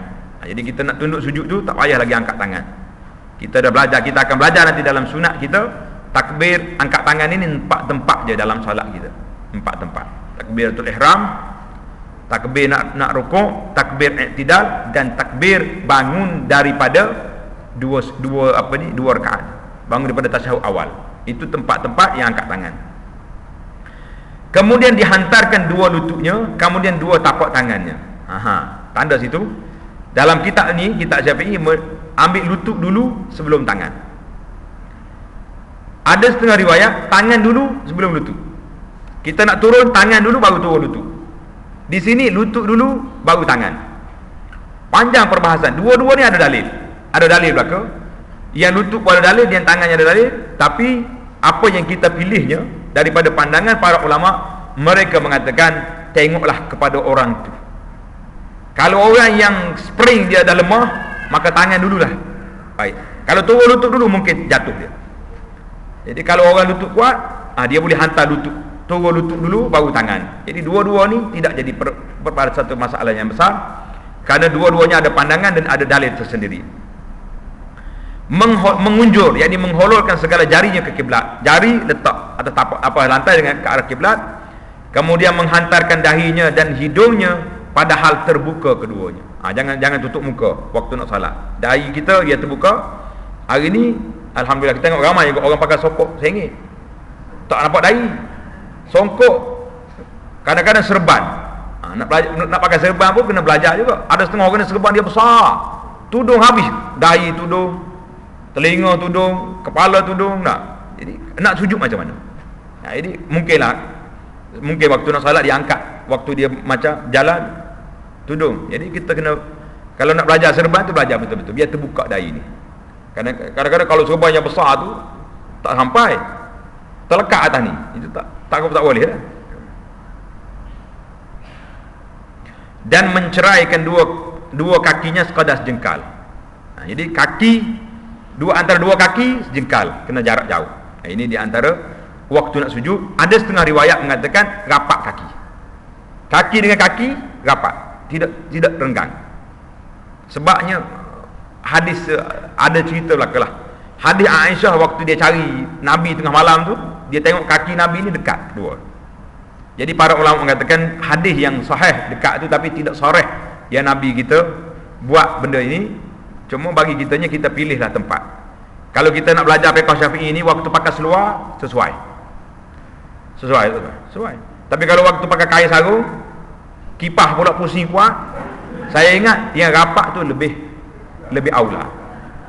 Tambah-tambah sekarang ni banyak masjid kita ni kain lansir orang muslimat belakang tu terbuka. Jadi orang dulu, zaman Nabi dulu sallallahu alaihi wasallam, memang dia beri arahan. Dia kata oleh kerana sahabat ni tak cukup kain, maka muslimat jangan angkat kepala daripada sujud sehingga orang muslimin semua bangun. Sebab bahaya. Jadi kita hari ni pun sama juga. Yang pakai kain sarung tak pakai seluar ni, kalau dia rapatkan kaki tu lebih aula daripada dia renggangkan. Jadi dua-dua tu boleh lah. Ini dalam bab kelebihan. Dan merenggangkan dua lengannya daripada dua lambungnya, daripada rusuknya, dan mengangkat perutnya daripada dua pahanya bagi orang laki-laki, dan menghimpunkan keduanya pada lain daripada laki-laki. Jadi dalam kitab fiqh kita ni, orang laki-laki buka sayap, yang perempuan tutup. Jadi ada di manakah dalilnya? Dalil perbezaan laki-laki dalam salat ini ada dua hadis. Dua hadis ini, satunya hadis riwayat oleh Imam Al-Baihaqi. Tanda itu hadis Baihaqi daripada Abu Sa'id Khudri. Abu Sa'id kata apa? Rasulullah sallallahu alaihi wasallam diriwayatkan Nabi kita kata memerintahkan orang laki-laki jauhkan, renggangkan lambung dia tu, rusuk dia, dan orang perempuan rapatkan. Cuma apabila dibincang oleh ulama tentang hadis ini, Al-Imam Baihaqi kata apa? Qad ruya fihi hadisani dha'ifani la yuhtajju bi amsalihima. Imam Baihaqi ini ulama besar dalam hadis. Dia kata dua-dua hadis yang menceritakan perbezaan ini, dua-duanya hadis dhaif yang tidak boleh dibuat hujah dengan dua-duanya. Kata Imam Al-Hafidh Ibn Hajar dalam kitabnya At-Talkhisul Habir, fi kulli minhuma matruk. Dia kata dua-dua rawi hadis ini semuanya matruk, mana tak boleh diterima. Karena itulah kita dengar ada juga pandangan ulama mengatakan tidak ada perbezaan. Tapi nak berbeza tidak jadi masalah, kerana dia tidak masih lagi dalam skop perbahasan tentang kaifiat, bukan perkara yang membatalkan salat. Jadi kita tak usah panjang. Tapi saya sebut di sini sebagai perbincangan tentang ilmiah, akademiknya. Sandarannya dikritik oleh Imam Al-Hafidh Ibn Hajar, seorang tokoh yang besar dalam mazhab Syafi'i. Dalam bab hadis ini, Amir Mukminin fil hadis, orang kata la hijrata ba'dal fathi, dia kata dua-dua rawi yang menceritakan perbezaan ini matruk. Makna matrukul hadis ni, hadisnya tak boleh diterima. Dan ke-8-nya,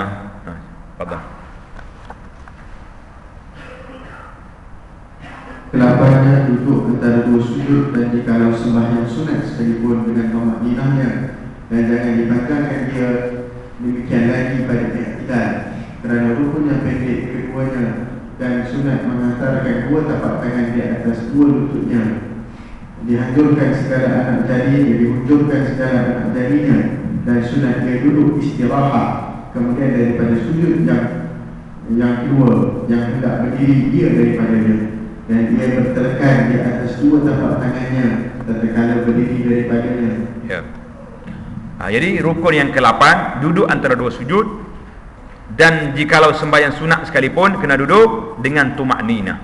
Jadi jangan cepatlah duduk, dan jangan dipanjangkan, jangan dilama duduk antara dua sujud. Demikian juga dalam i'tidal. I'tidal tadi pun kita kata jangan lama, kecuali Imam Nawawi kata orang tu kalau dia berzikir panjang, bolehlah dia lamakan di situ, kerana duanya dipanggil rukun yang pendek. Rukun yang pendek. Dan sunat menghantar, yakni meletakkan dua tapak tangannya di atas dua lututnya. Kita letak dua tapak tangan di atas dua lutut. Dihunjurkan, yakni diholurkan segala anak jarinya. Anak jarinya diholurkan ke depan. Dan sunat ia duduk istirahah. Apa istirahah? Duduk sekejap. Kemudian daripada sujud yang kedua, yang ia hendak berdiri, ia daripadanya. Maknanya lepas kita bangun daripada rukuk, daripada sujud, kita duduk sekejap. Tidak kata bangun tu terus lompat naik. Tak. Duduk sekejap, dipanggil duduk istirahah. Dan ia bertelekan. Bertelekan mana? Bertekan di atas dua tapak tangannya tatkala berdiri. Bila nak bangun daripada duduk, lepas pada sujud yang kedua tu, nak bangun, kita tekan dengan tapak tangan kita. Ada setengah riwayat tekan dengan belakang tangan. Jadi nak tekan yang mana-mana pun tidak jadi permasalahan yang besar. Kemudian rukun yang ke-9-nya membaca tasyahud akhir. Kita bacalah tasyahud akhir, yaitu at-tahiyyatul mubarakat, as-salawatut thayyibatu lillah, assalamu alayka ayyuhan nabiy wa rahmatullahi wa barakatuh, assalamu alayna wa ala ibadillahis salihin, ashhadu an la ilaha illallah wa ashhadu anna muhammadar rasulullah. Ini tahiyat, ini tanda kat tepi. Tahiyat ini diriwayat oleh Ibnu Abbas, Abdullah bin Abbas radhiyallahu anhuma. Hadis ini diriwayat oleh Imam Muslim. Imam Muslim riwayat hadis ini daripada Ibnu Abbas. Inilah sunat dibacakan pula pada tasyahud awal. Ada satu lagi tahiyat yang sahih juga yang diriwayat oleh Imam Bukhari daripada Abdullah bin Mas'ud. Hak ni, hak kita duk baca selalu ni, Ibnu Abbas, at-tahiyyatul mubarakat. Satu lagi riwayat daripada Abdullah bin Mas'ud, at-tahiyyatu lillah was-salawatu wat-thayyibat, assalamu alayka ayyuhan nabiy wa rahmatullahi wa barakatuh. Jadi dua-dua riwayat ni sahih. Siapa-siapa yang saya sengaja sebut di sini, kalau tuan-tuan tengok dalam buku Perisai Muslim, saya ingat dalam Perisai Muslim tu dia bawa riwayat Abdullah bin Mas'ud. Jadi dua-duanya sahih. Baca yang mana-mana pun sudah memadai tahiyat itu. Cuma orang duk bincang tentang ayyuhan nabiy. Assalamu alayka ayyuhan nabiy. Perlu ke tidak? Ayyuhan nabiy. Lepas Nabi wafat, nak tukar tak tukar? Ada setengah ulama kata kena tukar. Assalamu alayka an-nabi. Assalamu ala nabi. Jadi tak ada ayyuha lagi dah. Sebab nak panggil apa lagi, Nabi dah wafat. Jadi para ulama mengatakan hadis ini Nabi cerita kepada sahabat, dan dia tidak ada pula Nabi kata ini waktu aku hidup, nanti aku wafat tukar pamit. Tak ada. Jadi kita kekalkanlah bacaan yang sahih ini, tak perlu lagi kita tukar. Jadi Abdullah Mas'ud kata apa? Dia mari tanya Nabi. Dia kata, ya Rasulullah, kami pandai dah nak selawat pada Nabi. Wa kaifas salamu alaik? Qulna assalamu ala ibadillah. Bukan. Ibnu Mas'ud kata apa? Bila dia salat sekali dengan Nabi, mereka duk bagi salam, assalamu ala Allah min ibadihi, assalamu ala fulan wa fulan. Ini hadis Ibnu Mas'ud ini cerita dia. Jadi orang tu baca assalamu ala Allah, beri salam pada Tuhan, beri salam pada orang itu, salam pada orang ini. Bila Nabi dengar macam ni, Nabi kata la taqulu assalamu ala Allah. Jangan kata assalamu ala Allah, fa inna Allah wassalam. Tak payah bagi salam kepada Allah. Ni ada orang nak bagi salam dengan Allah pula dah. Tapi kamu katalah at-tahiyyatu lillah was-salawatu wat-thayyibat, assalamu alayka ayyuhan nabiy wa rahmatullahi wa barakatuh, assalamu alayna wa ala ibadillah salihin. Apa Nabi kata? Tanda kat situ. Fa innakum idza qultum, apabila kamu kata doa ni, tahiyat ni, asaba kullu 'abdin fis sama'i aw bainas sama'i wal ard, kamu telah beri salam kepada semua makhluk ni, yang duduk di langit, yang duduk di bumi. Yang duduk tengah-tengah langit dengan bumi pun dapat juga. Wa ala ibadillah salihin. Termasuk kita sendiri. Jadi asyhadu an la ilaha illallah wa anna muhammadar rasulullah, summa yatakhayyaru minad du'a ajabahu ilaihi. Lepas pada kita tahiyat, kita diminta supaya berdoa apa yang kita nak baca doa. Ini doa ni di antara doa tempat yang mustajab, doa di akhir salat kita. Habislah kita tasyahud awal dengan tasyahud akhirnya baca hak ni belaka. Cuma kenapa tidak sebut tasyahud awal? Tasyahud awal tak masuk dalam rukun. Ingat, yang kita bincang hari ni rukun. Yang apa ni? Yang sunat tadi, ab'ad, nanti kita jumpa lepas ni. Hari ni rukun saja. Yang ke-10-nya membaca selawat atas Nabi sallallahu alaihi wasallam pada tasyahud akhir. Allahumma salli ala Muhammad. Kalau nak ringkas setakat tu je. Dan yang akmalnya, yang sempurnanya, Allahumma salli ala Muhammad wa ala ali Muhammad kama sallaita ala Ibrahim wa ala ali Ibrahim wa barik ala Muhammad wa ala ali Muhammad kama barakta ala Ibrahim wa ala ali Ibrahim fil alamin innaka Hamidum Majid. Ini yang sempurna. Tandalah situ. Seorang sahabat nama dia Ka'ab bin Ujrah radhiyallahu anhu, dia pergi tanya Nabi. Tulis, cerita selawat ni mari daripada siapa? Mari daripada Ka'ab bin Ujrah. Dia tanya Rasulullah sallallahu alaihi wasallam, wahai Rasulullah, Allah telah mengajar kami cara-cara menyampaikan salam. Bagaimana pula cara berselawat ke atas Rasulullah sallallahu alaihi wasallam serta keluarga? Dia mari belajar. Maka sabda Nabi sallallahu alaihi wasallam, ucaplah Allahumma salli ala Muhammadin sampai kepada innaka Hamidum Majid. Tulis hadis ini diriwayat oleh Imam Bukhari dan Muslim daripada beberapa orang sahabat dengan riwayat yang hampir sama. Maka kata Imam Al-Hafiz Ibn Hajar, tulis nama orang hebat dalam dunia ni, Al-Imam Al-Hafiz Ibn Hajar kata apa? Dapatlah dibuat dalil dengan selawat yang diajar oleh Allah, oleh Rasulullah sallallahu alaihi wasallam kepada beberapa orang sahabat setelah ditanya oleh mereka kaifiat berselawat ke atasnya. Kata Ibn Hajar bahawa inilah selawat yang paling afdal, kerana Rasulullah sallallahu alaihi wasallam tidak memilih untuk dirinya melainkan sesuatu yang paling mulia dan afdal. Itu kata Ibn Hajar.